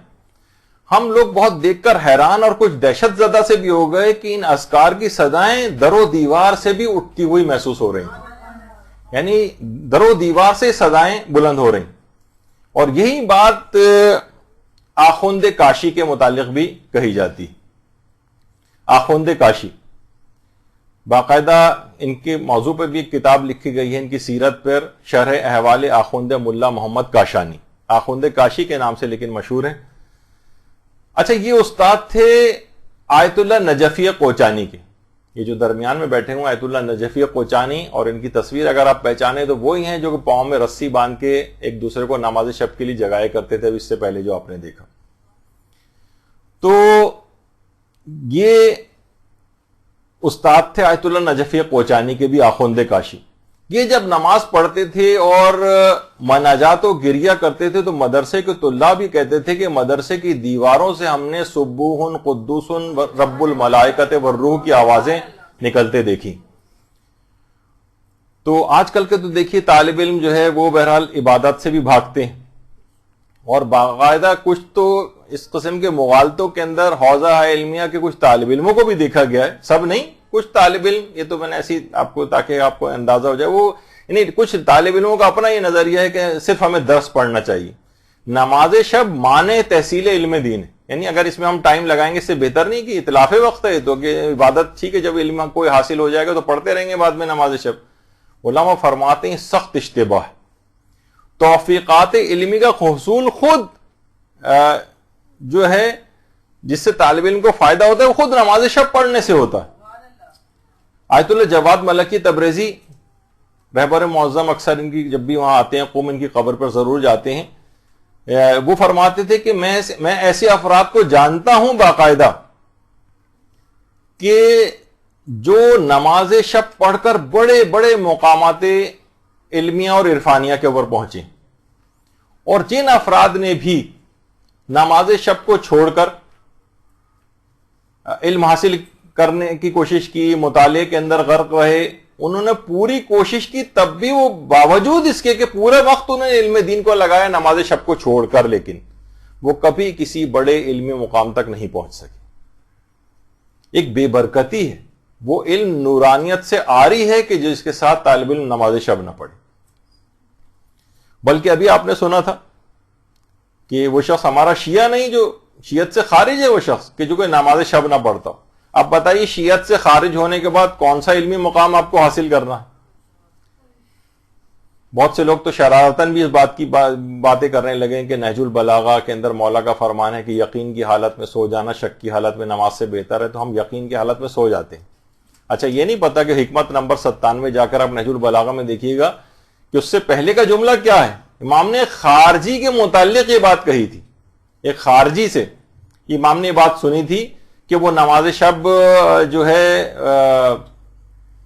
کا بہت پابند ہے اور تلاوت قرآن بھی وہ بہت زیادہ کرتا ہے. تو امام نے پھر یہ جملے کہے تھے کہ شک کی حالت میں نماز پڑھنے سے بہتر ہے یقین کی حالت میں سو جاتے ہیں. خارجی کے متعلق، یعنی آپ اپنے لیے خارجی کا قول امام کا جو ہے وہ پیش کر رہے ہیں، جو دین سے خارج تھا، جو دشمنی امیر المجرمین خارجیوں نے جنہوں نے جنگ کی ہے امام سے، وہ اس قسم کے زاہد خشک ہوا کرتے تھے کہ کفر کے باوجود وہ اس طرح سے یہ والا عمل کرتے تھے. ان کے متعلق امام نے یہ بات کہی تھی. تو آج کل مومنین اپنے لیے کہہ رہے ہیں کہ ہم یقین کی حالت میں سو جاتے. خیر، تو بہرحال اب آ جائیے، یہ تو اس کی کچھ اس لحاظ سے بات تھی. اب آ جائیے کچھ اس کے فقہی مسائل پر. نماز شب کی کل رکعت کتنی ہیں؟ 11 رکعت کی نماز ہے، اور 2 کر کے 4 نمازیں تو نماز شب کی نیت سے پڑھی جائیں گی، 2 رکعت نماز شفا کی نیت سے پڑھی جائے گی، اور 1 رکعت نماز وتر کی نیت سے پڑھی جائے گی. اچھا، یہ جو نماز شب کا ایک لحاظ سے دیکھا جائے تو اس میں 8 رکعت 2 کر کے ایک جیسی نمازیں ہیں، اور اس کے بعد پھر 2 رکعت نماز شفا اور 1 رکعت نماز وتر. اس میں سب سے زیادہ بافضیلت حصہ کون سا ہے؟ علماء فرماتے ہیں سب سے زیادہ بافضیلت حصہ آخری والا ہے. آخری والے سے مراد 2 رکعت نماز شفع اور 1 رکعت نماز وتر کا. یہ سب سے زیادہ بافضیلت ہے. اچھا، یعنی یہ باقی 8 رکعت سے بھی زیادہ فضیلت کا حامل ہے. اچھا، اب 11 رکعتی جو نماز شب ہے، اس میں کون سی نماز سب سے زیادہ بافضیلت ہے؟ ابھی تو آپ نے سنا آخری والا. آخری کے اندر سے بھی نماز شفع جو ہے اس کی فضیلت نماز وتر سے زیادہ ہے. تو اس لحاظ سے پوری 11 رکعت میں سے جو سب سے زیادہ بافضیلت نماز ہے وہ نماز شفع ہے. اچھا، نماز شب کا وقت کب سے کب تک ہوتا ہے؟ دیکھیے، آیت اللہ سیستانی کے نزدیک تو غروب آفتاب سے ہی نماز شب کا وقت شروع ہو جاتا ہے، اور لیکن پڑھی اس وقت جائے گی کہ جب جتنی دیر میں نماز مغربین پڑھی جاتی ہے اتنا وقت گزر جائے، یعنی بلکہ نماز مغربین پڑھ ہی لیں، اس کے بعد ظاہر ہے کہ نماز شب کو پڑھ سکتے ہیں، اور اس کا وقت چلے گا یہاں تک کہ فجر تک اس کا وقت رہے گا. البتہ یعنی آیت اللہ سیستانی کے مقلدین نماز شب کو نماز مغربین پڑھنے کے فوراً بعد بھی پڑھ سکتے ہیں، فوراً بعد بھی. البتہ اس کا ثواب نسبتاً کم ہے، کیونکہ اس کا ایک وقت فضیلت بھی ہے. وقت فضیلت کیا ہے؟ دیکھیے، قول مشہور یہ، زیادہ تر علماء کا نظریہ ہے کہ اصل وقت اس کا شروع ہوتا ہے آدھی رات کے بعد سے، آدھی رات اور طلوع فجر تک. لیکن آقا سیستانی کا ایک ایکسپشن ہے، وحید خراسانی بھی یہی کہتے ہیں. وہ فرماتے ہیں کہ نہیں، نماز مغربین پڑھنے کے فوراً بعد بھی آپ اس کو پڑھ سکتے ہیں، لیکن وقت فضیلت ابھی نہیں آیا. وقت فضیلت آئے گا آدھی رات کے بعد، اور خاص طور پر آخری جو پہر رات کا ہوتا ہے، اور اس میں بھی فجر سے جتنا قریب پڑھی جائے گی اتنا زیادہ اس کو ثواب ملے گا. نماز شب کا جو وقت فضیلت ہے وہ فجر سے قریب ترین ہے. عام طور پر یہ وہی وقت ہوتا ہے جو رمضانوں میں روزہ سحری بند ہونے کا وقت ہوتا ہے، یعنی تقریباً 10-12 منٹ پہلے آپ سحری اپنی بند کر دیتی ہیں. تو سب سے بہتر یہ ہے کہ نماز فجر جس وقت آپ پڑھیں گے اس سے 10 منٹ پہلے کا جو امساک کا پیریڈ ہوتا ہے، عام طور پر لوگ احتیاط کرتے ہیں اور اس دوران کچھ کھاتے پیتے نہیں ہیں، تو اس دوران بہتر ہے کہ نماز شب کو سب سے بافضیلت وقت وہ ہے. البتہ جیسے کہ ابھی آپ نے دیکھا کہ اس کا دورانیہ طویل ہے، اور بالکل نماز مغربین کے فوراً بعد سے لے کر فجر تک اس کا ٹائم رہتا ہے. اچھا، اب ایک سوال ہے کہ کیا نماز شب میں کمتر رکعت پر اختصار کی شرعاً اجازت ہے؟ بھئی 11 رکعت ہمارے لیے پڑھنا مشکل ہے، معلوم ہے کہ فضیلت بہت زیادہ ہے، 11 ہی پڑھنی چاہیے، لیکن نہیں پڑھی جاتی یا ابھی عادت نہیں ہوئی ہے. تو جی ہاں، شرعاً اس کی اجازت ہے کہ اس کو آخری 3 رکعت جو ہیں نماز شفع 2 رکعت اور 1 رکعت نماز وتر، اس پر بھی آپ اختصار کر سکتے ہیں. نماز وتر یا نماز وتر اور نماز شفع، یعنی باقاعدہ اس بات کی شرعی طور پر اجازت ہے. البتہ ثواب ظاہر ہے اس کے مقابلے میں 11 رکعت مکمل پڑھنے کا ثواب زیادہ ملے گا، لیکن بہرحال اگر کوئی چاہتا ہے کہ نہیں نماز شب میرے ہاتھ سے نکلنے نہ پائے، اس کا ثواب تو کم سے کم وہ اس طرح سے ضرور کر لے، کیونکہ پیغمبر اکرم صلی اللہ علیہ وآلہ وسلم صلی اللہ محمد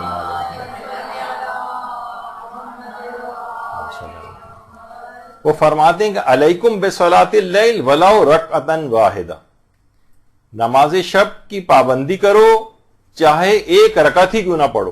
تو اگر کوئی شخص 3 نہیں پڑھ سکتا تو کم سے کم 1 رکعت تو نماز شب پڑھ ہی لے.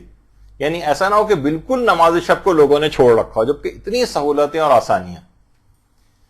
تو اور اس کے اندر اس بات کا بھی ہے جو ہم پچھلی مرتبہ بیان کر چکے ہیں کہ نافل فجر کو بھی نماز شب کے ساتھ ملا سکتے ہیں. یعنی اگر کسی نے نماز مغربین پڑھی اور نماز مغربین پڑھنے کے بعد نماز شب پڑھ لی تو وہ اس کے فوراً بعد نافل فجر بھی پڑھ سکتا ہے.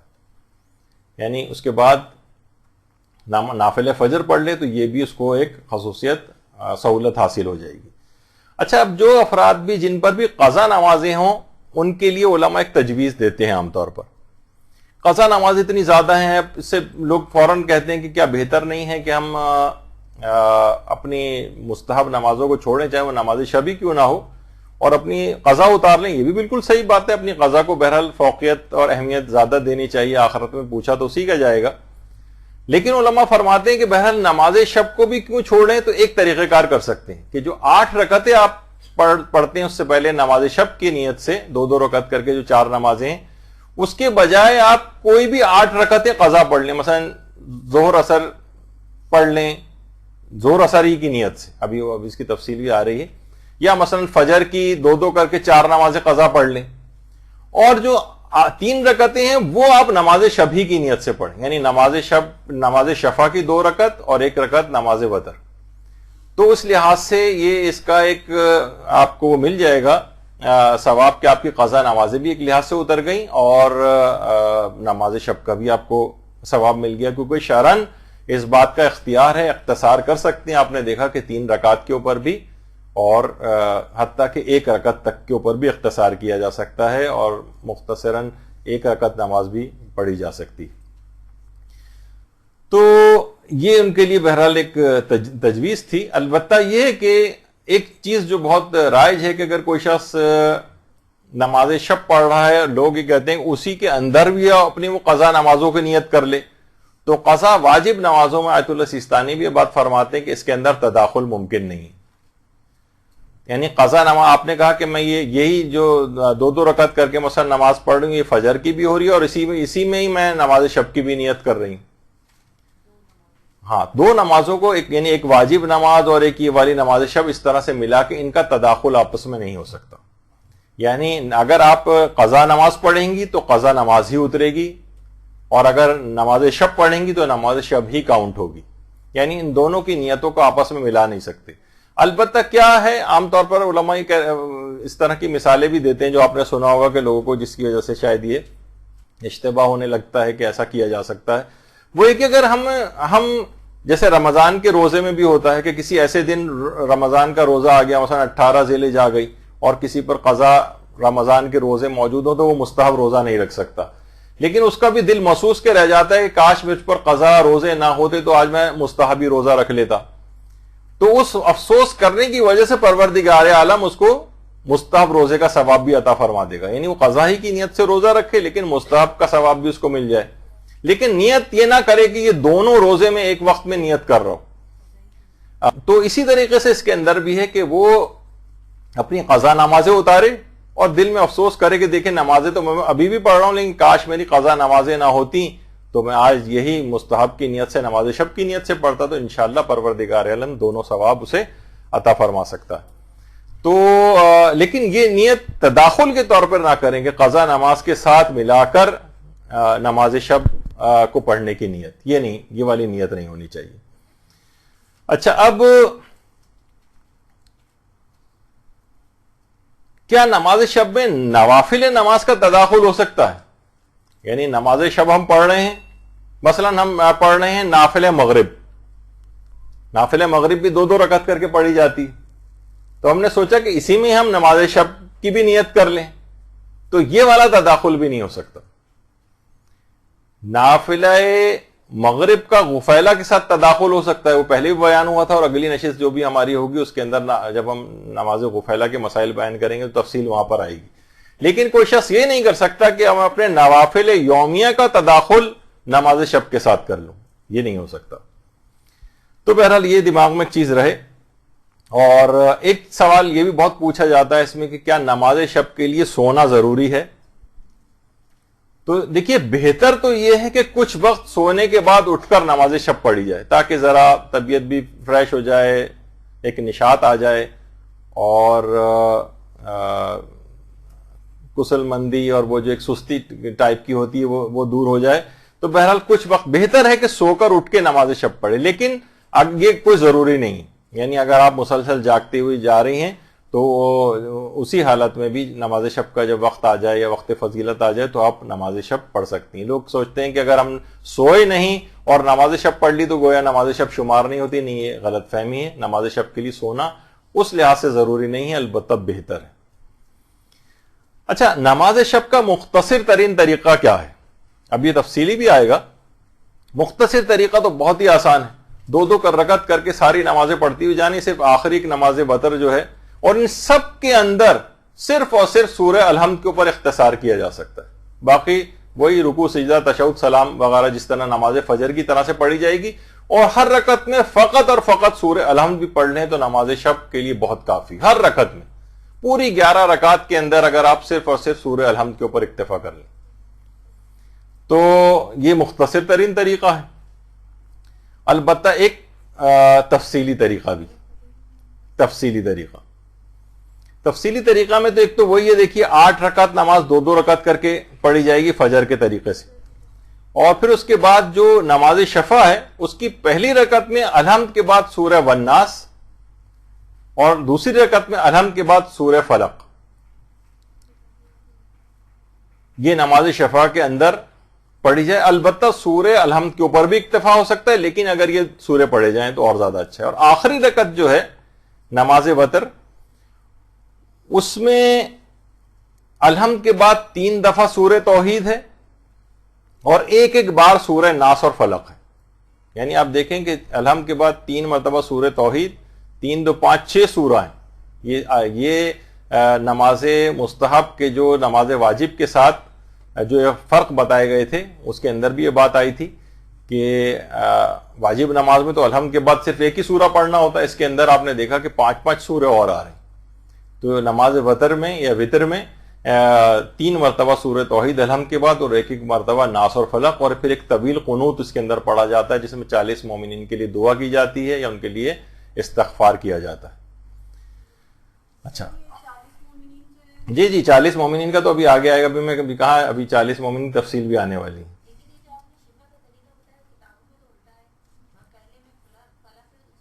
ممکن ہے کہ غلط اس میں لکھا ہو، لیکن بہرحال یہ کہ یہ طریقہ ہے اس کے اندر. اور ہاں ایک اور بھی بات بتا دی جائے کہ اس کے جو یہ سورے ہیں ان کی ترتیب کو بھی بدلنے کا آپ کو اختیار ہے، یعنی جائز ہے آپ کے لیے، بلکہ ان سوروں کو چھوڑ کے کوئی اور سورے کا بھی انتخاب کیا جا سکتا ہے. جی ہاں. اچھا اب ایک تو وہی ایک نگاہ میں اگر اس کو دیکھا جائے تو اس طرح سے جو بھی طریقہ کار بیان ہوا اس میں اس طرح سے اس نماز کو جو ہے وہ پڑھا جائے گا. وہ تو کبھی خیر بیان ہو گیا. اچھا اس کے بعد نماز کے بعد کچھ اذکار ہیں تفصیلی طریقے، اس میں 70 مرتبہ استغفر اللہ ربی واتوب الیہ، 70 مرتبہ ھذا المقام العائذ بک من النار، یہ اس کے اندر ہے. تو یہ اس کے اندر پڑھا جاتا ہے. 300 مرتبہ الف، 1 مرتبہ رب اغفر لی وارحمنی وتب علی انک انت التواب الغفور الرحیم، اور آخر میں 1 مرتبہ ھذا المقام العائذ بک من النار. یہ والا ذکر اس کے اندر پڑھا جاتا ہے. اچھا نماز شب کے بعد دیکھیے دعا کی بہت اہمیت ہے، اور دعا لازمی قبول ہوتی ہے نماز شب کے بعد. باقاعدہ کتاب ایک ہے میرۃ الاحوال کے نام سے، اس میں آیت اللہ وحید بہبہانی کے پوتے آقا احمد بہبہانی نے ایک واقعہ لکھا ہے. آیت اللہ وحید بہبہانی استاد الاصولیین کہلاتے ہیں، آیت اللہ باقر وحید بہبہانی، جنہوں نے باقاعدہ اخباریوں کو ایک مناظرے کے بعد شکست فاش دی تھی، اور اس کے بعد سے اخباری پھر کبھی سر نہیں اٹھا سکے.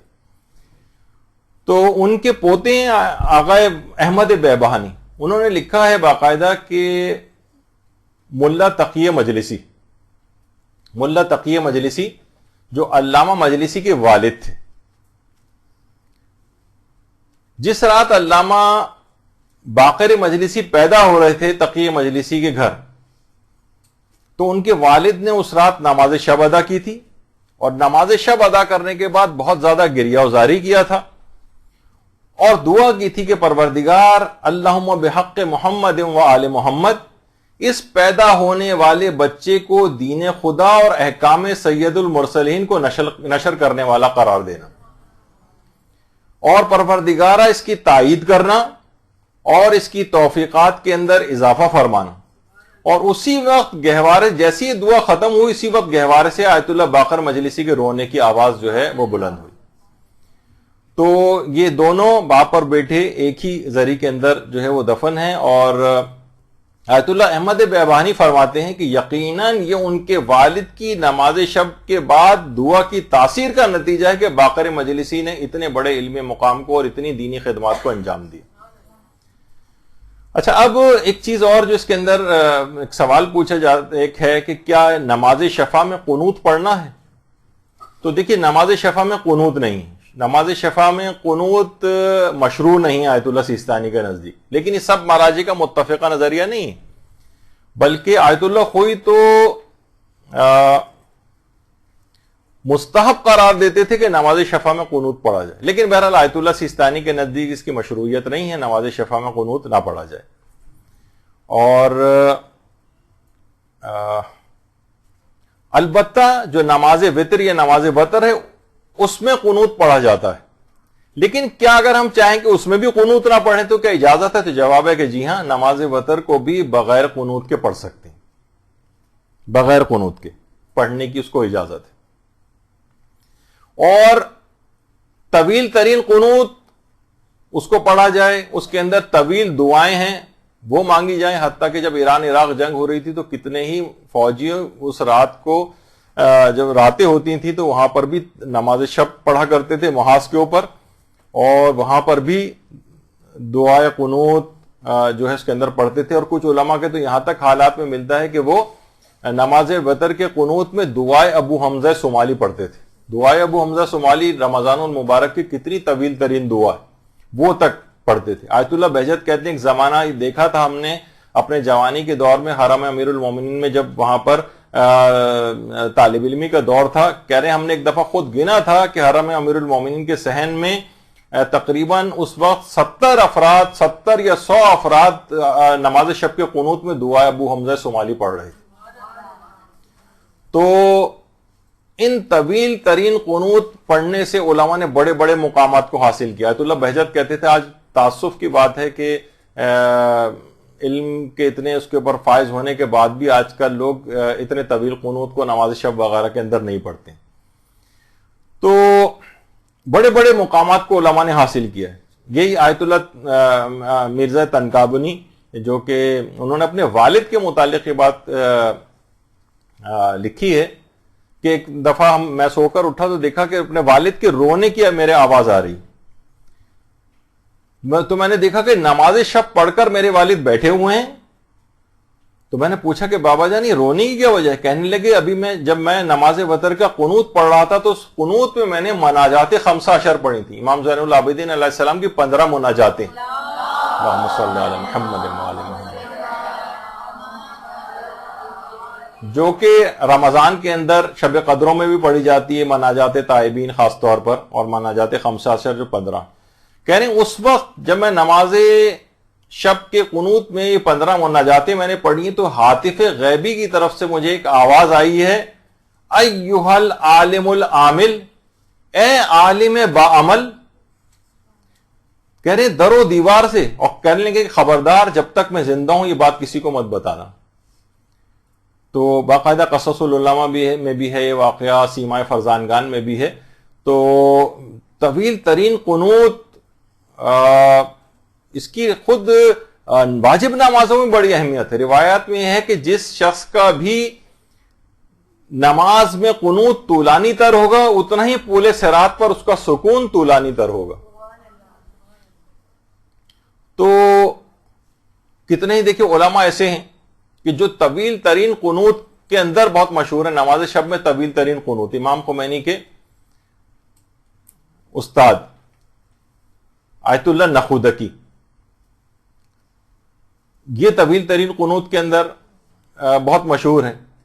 اس کے علاوہ آیت اللہ سید محمد باقر درچائی، یہ دعائے ابو حمزہ صومالی، مناجات 15، یہ سب طویل ترین قنوت نماز شب کے پڑھا کرتے تھے، یعنی ان کے نام بہت زیادہ شہرت رکھتے ہیں۔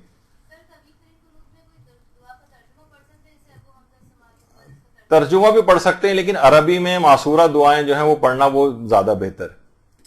آیت اللہ مرزا نائینی، ان کے طویل ترین، آیت اللہ خوئی کے بھی استاد تھے، ان کے طویل ترین قنوت بہت مشہور ہے۔ اس کے علاوہ ملا ہادی سبزواری جن کی شرح منظومہ وغیرہ بہت مشہور ہے، یہ دعائے جوشن کبیر پڑھا کرتے تھے نماز شب کے قنوت میں۔ تو اس سے آپ اندازہ لگائیں کہ طویل ترین قنوت پڑھنا کتنا زیادہ اہمیت کا حامل ہے. اور آیت اللہ حسین بروجردی، یہ آیت اللہ بروجردی جب درس دیا کرتے تھے اس وقت کی ان کی تصویر ہے، تو آیت اللہ بروجردی کا بھی طویل ترین قنوت بہت زیادہ مشہور ہے، نماز شب میں طویل ترین قنوت کا پڑھنا. تو دیکھیے اور اس کے علاوہ آیت اللہ نجفی کوچانی، یہ وہی ہیں جن ابھی پھر بار بار بتانی پڑتی ہے چیز، وہ جو پاؤں میں رسی جنہوں نے باندھی تھی، آیت اللہ نجفی کوچانی، ان کا بھی طویل قنوت ہے. تو اب لوگ پوچھتے ہیں کہ 40 افراد کے نام لینا ہی ضروری ہے یا رشتوں کے بھی نام لے سکتے ہیں؟ تو دیکھیے سب سے پہلی بات یہ کہ بہتر ہے نام لینا، لیکن نام لینا بھی ضروری نہیں ہے. ہاں مثلا رشتے بھی لے سکتے ہیں، میرے والد والدہ، دادا دادی، نانا نانی، بھائی بہن، اس طرح سے کر کے بھی آپ لے سکتے ہیں، رشتے بھی لے سکتے ہیں. اور 40 کا عدد کم بھی ہو سکتا ہے اور 40 سے زیادہ بھی نام لے سکتے ہیں. صرف 40 نہیں کہ ہم صرف انگلیوں کے اوپر بیٹھ کے 40 جو ہے وہ گنتے رہیں. 40 کا عدد روایتوں میں آیا ہے، 40 کے تو نام لیے جائیں. کم یا زیادہ بھی لے سکتے ہیں، بس آیت اللہ سیستانی فرماتے ہیں کہ اس میں یعنی قصد جزیت نہ کیا جائے، یعنی یہ نہ سمجھا جائے کہ نہیں یہ کم یا زیادہ یہ جز ہے نماز کا. قصد جزیت کے بغیر 40 سے کم بھی لے سکتے ہیں، 40 سے زیادہ بھی لے سکتے ہیں، اس سے کوئی فرق جو ہے وہ نہیں پڑتا ہے. البتہ 40 کا لینا بہتر ہے. اور دوسروں کے لیے دعا کریں گے، اس کے بعد اپنے لیے دعا کریں گے تو لازمی قبول بھی ہوگی. تو حضرت زہرا سلام اللہ علیہ صلی اللہ علیہ محمد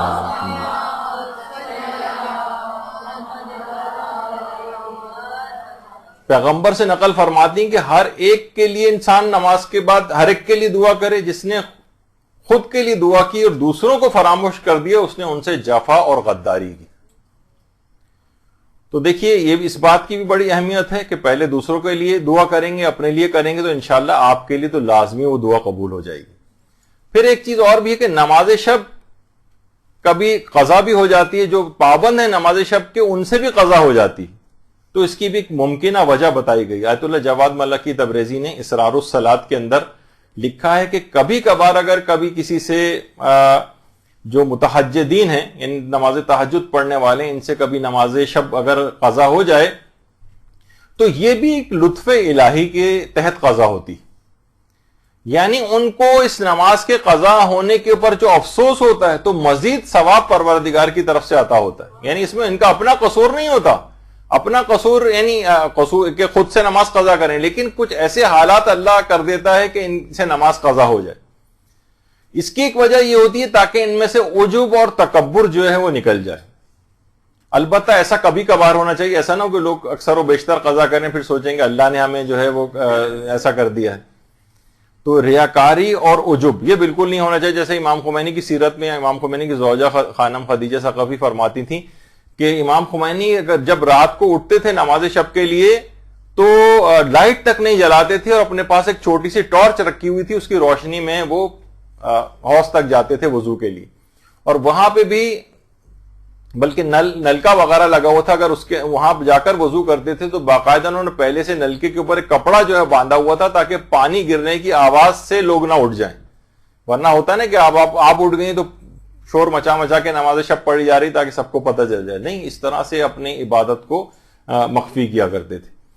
تو بہرحال نماز شب کی قضا کو انجام دینے کی بھی بہت تاکید ہے، اور وہ روایت میں نے بیان کی تھی کہ پروردگاران عالم فرشتوں پر فخر و مباحت کرتا ہے.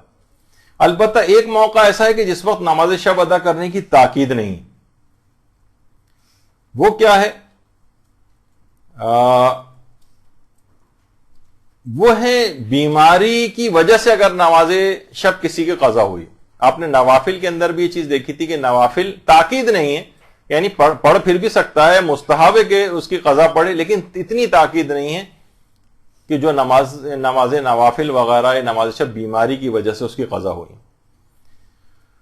تو روایتوں میں یہاں تک آیا ہے کہ نماز شب کو آنکھوں کی روشنی کی طرح سے محبوب قرار دیا گیا نماز شب کی قضا کو. یعنی اگر کوئی شخص نماز شب کی قضا انجام دیتا ہے تو اتنا محبوب عمل ہے جیسے انسان کی آنکھوں کی روشنی اس کے لیے محبوب ہوتی.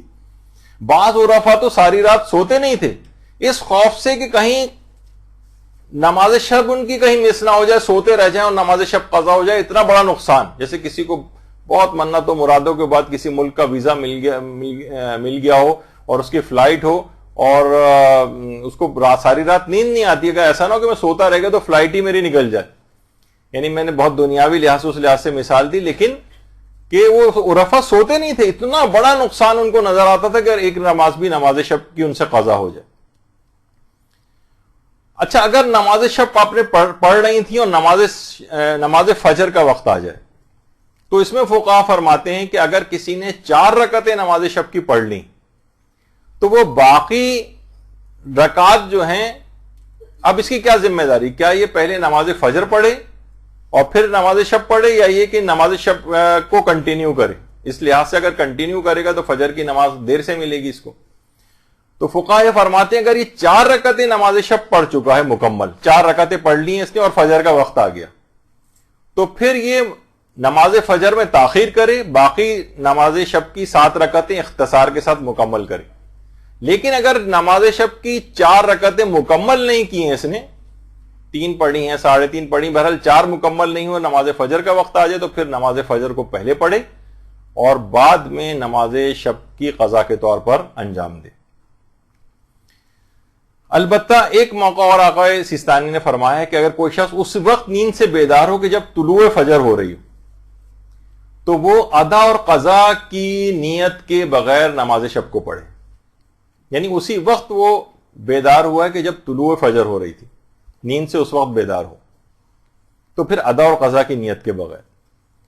اچھا, وہ علماء کے جو کہ کہتے ہیں آدھی رات کے بعد وقت شروع ہوتا ہے, آقا سیستانی کے نزدیک تو خیر پہلے ہی آ جاتا ہے, لیکن ان کے لحاظ سے بھی نماز شب کی قضا زیادہ بہتر ہے بنسبت قبل از وقت پڑھنے کے. وہ بھی رجاء مطلوبیت کی نیت سے, اکثر علماء جو آدھی رات کے بعد کے بھی قائل ہیں وہ کہتے ہیں رجاء مطلوبیت کی نیت سے آدھی رات سے پہلے بھی پڑھی جا سکتی ہے, لیکن زیادہ بہتر یہ ہے کہ وقت سے پہلے پڑھنے کے بجائے قضا کر کے پڑھنے کا ثواب زیادہ ہے. اور وہ بھی بات بیان ہوئی تھی شاید اس سے پہلے بھی کہ وہ علماء جو آدھی رات کے قائل ہیں وہ کہتے ہیں جو شخص بیمار ہو, مسافر ہو, کوئی جلدی ہو, یا اسے پتا ہے کہ میں سویا تو اٹھ نہیں سکوں گا, اس کو آدھی رات سے پہلے بھی اجازت ہے کہ وہ نماز شب پڑھ کر سو سکتا ہے. اچھا, یہ جو نماز شب ہے آخر یہ قضا کیوں ہوتی؟ دیکھیے, ایک وجہ تو خود حضرت امیر المومنین علیہ الصلوۃ والسلام نے بیان کی.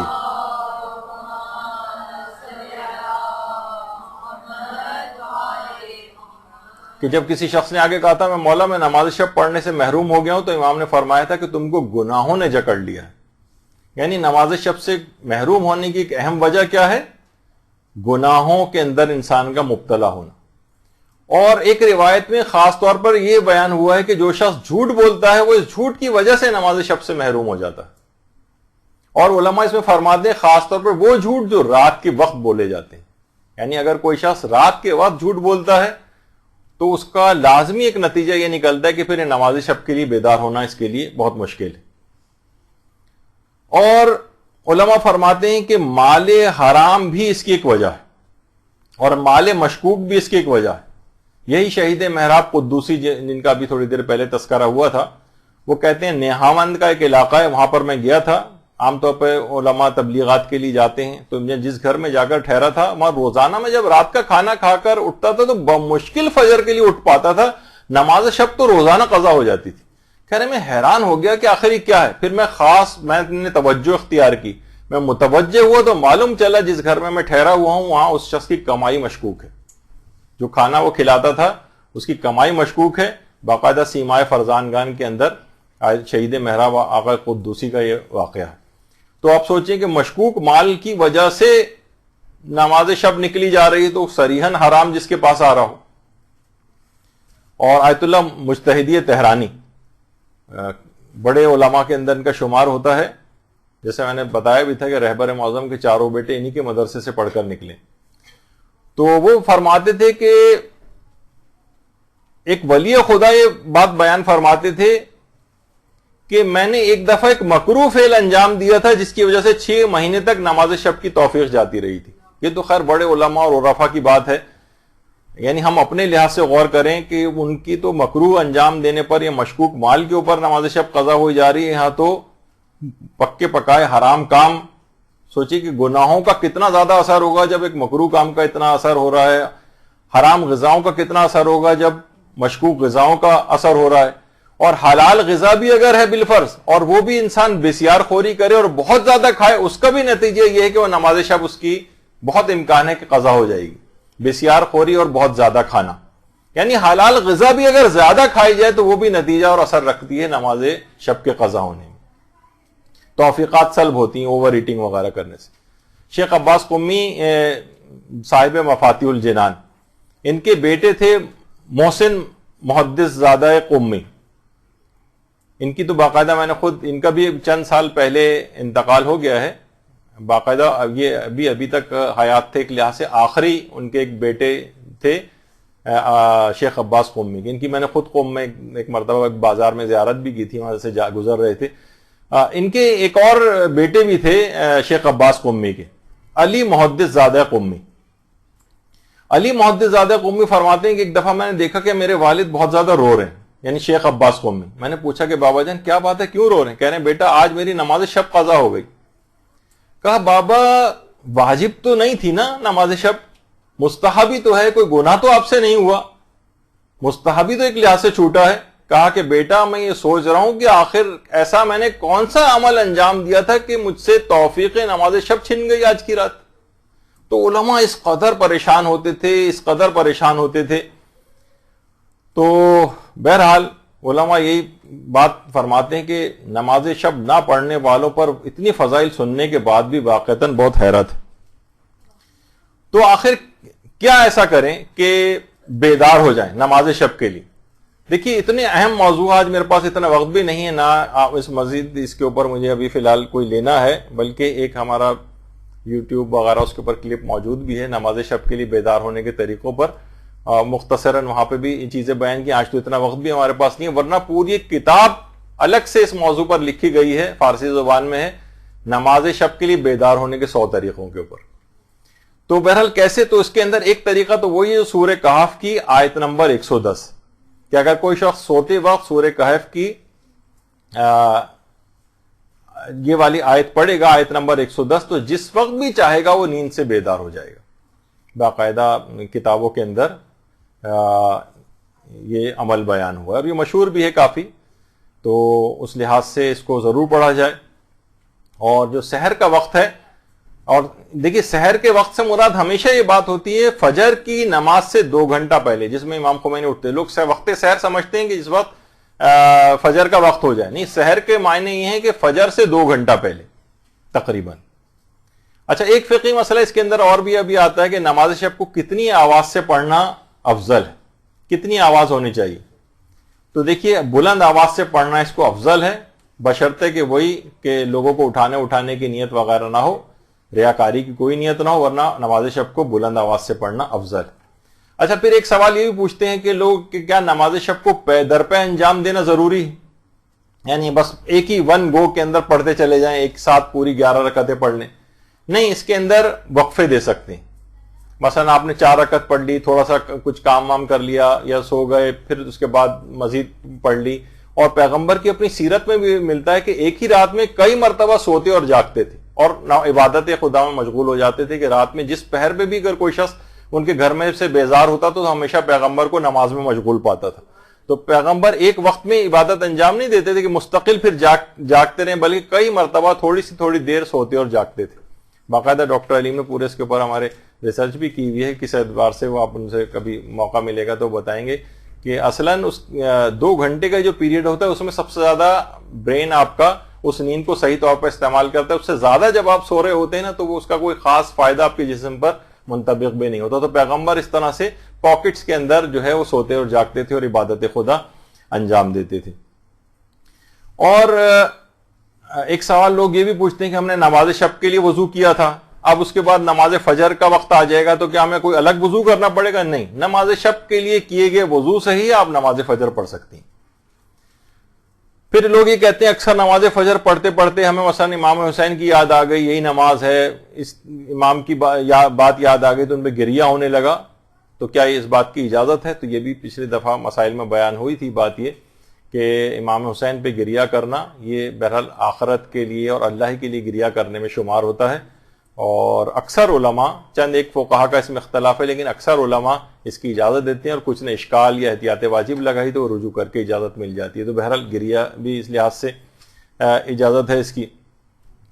اور نماز شب میں اگر کوئی کمی بیشی ہو جائے تو اس پہ سجدہ سہو بھی نہیں ہوتا، یہ بھی پچھلی مرتبہ بات ہو گئی تھی جب ہم نے فرق بیان کیے تھے۔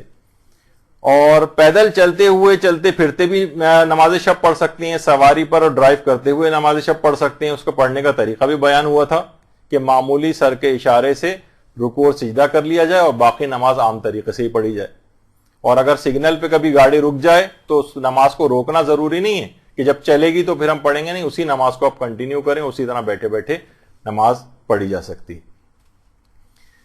اچھا، اور یہ بھی ہے کہ بیٹھ کر اگر پڑھی جائے گی تو رکعت کا دگنا کرنا ضروری نہیں ہے، جتنی 11 رکعت ہیں اتنی 11 رکعت ہی پڑھ جائیں۔ البتہ بہتر ہے کہ دگنی کر دی جائیں، لیکن یہ ضروری نہیں ہے، اور نماز شب وہی 11 رکعت ہی شمار ہو جائے گی۔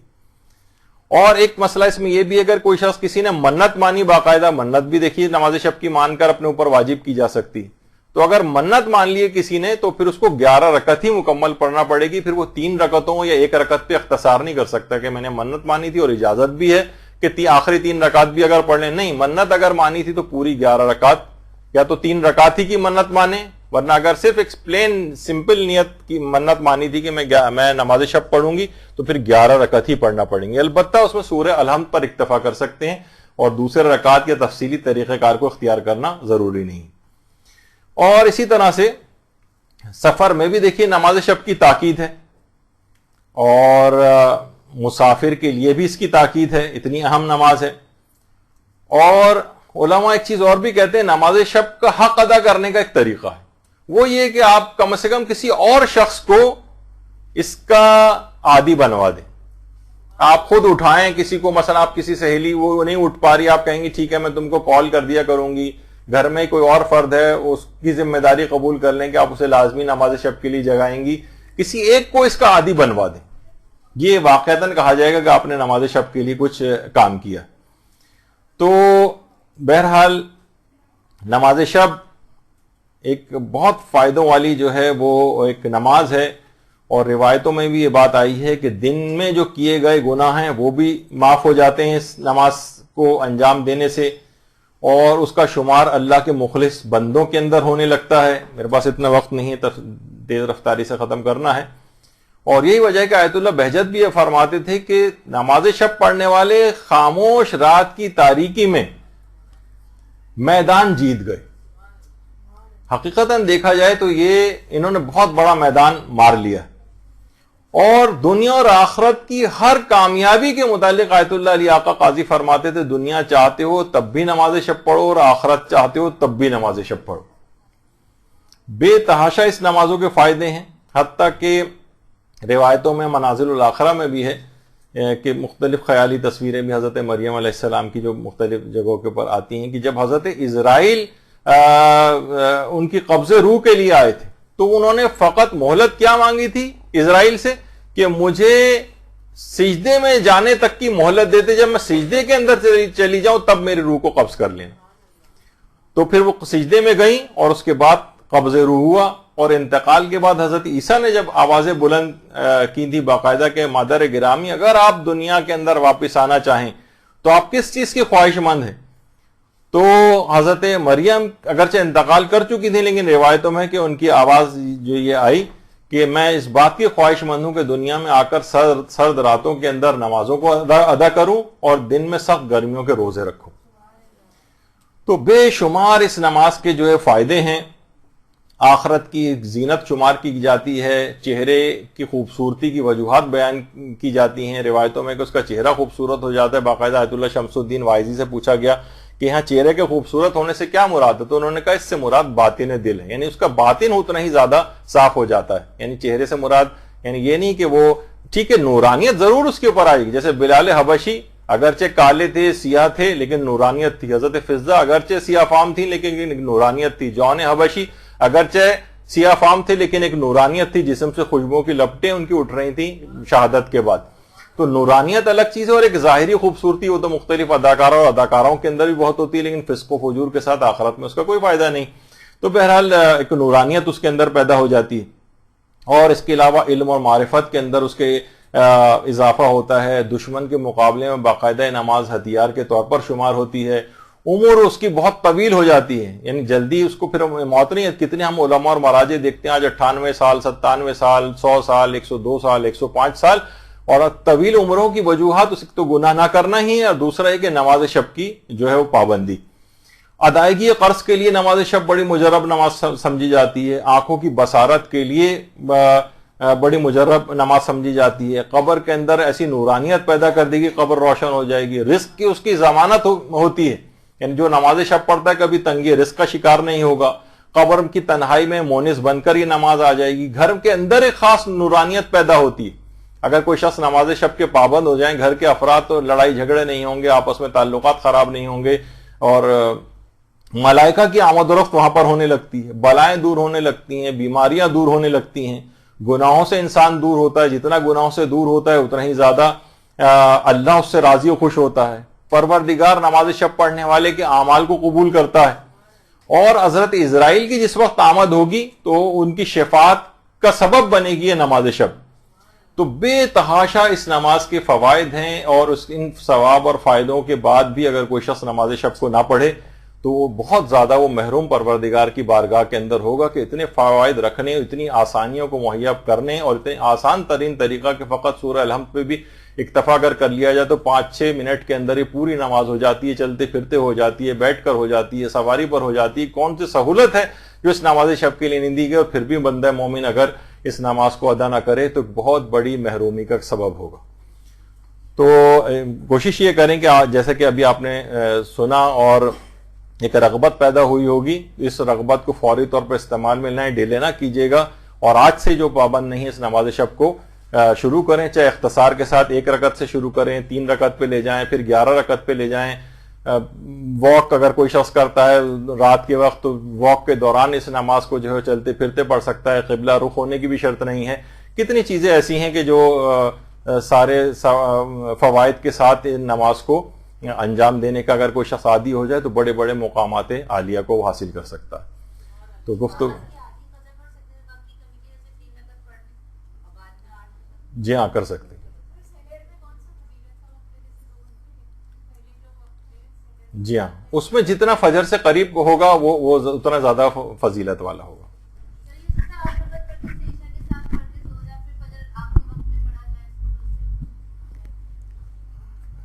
فجر کو اس کی وجہ سے ڈیلے کریں، اتنا ڈیلے نہ کریں کہ وقت فضیلت فجر کا ختم ہو جائے. جیسے ہم نے وہ جو اصول بتایا تھا کہ 4 رکعتیں اگر پڑھ چکے ہیں اور تو فجر کو تھوڑا ڈیلے کر کے مختصراً ان کو مکمل کریں، اور 4 رکعتیں مکمل نہیں ہوئیں تو پھر فجر پہلے پڑھیں، ان کو قضا کی نیت سے بعد میں پڑھیں. وصلی اللہ علی محمد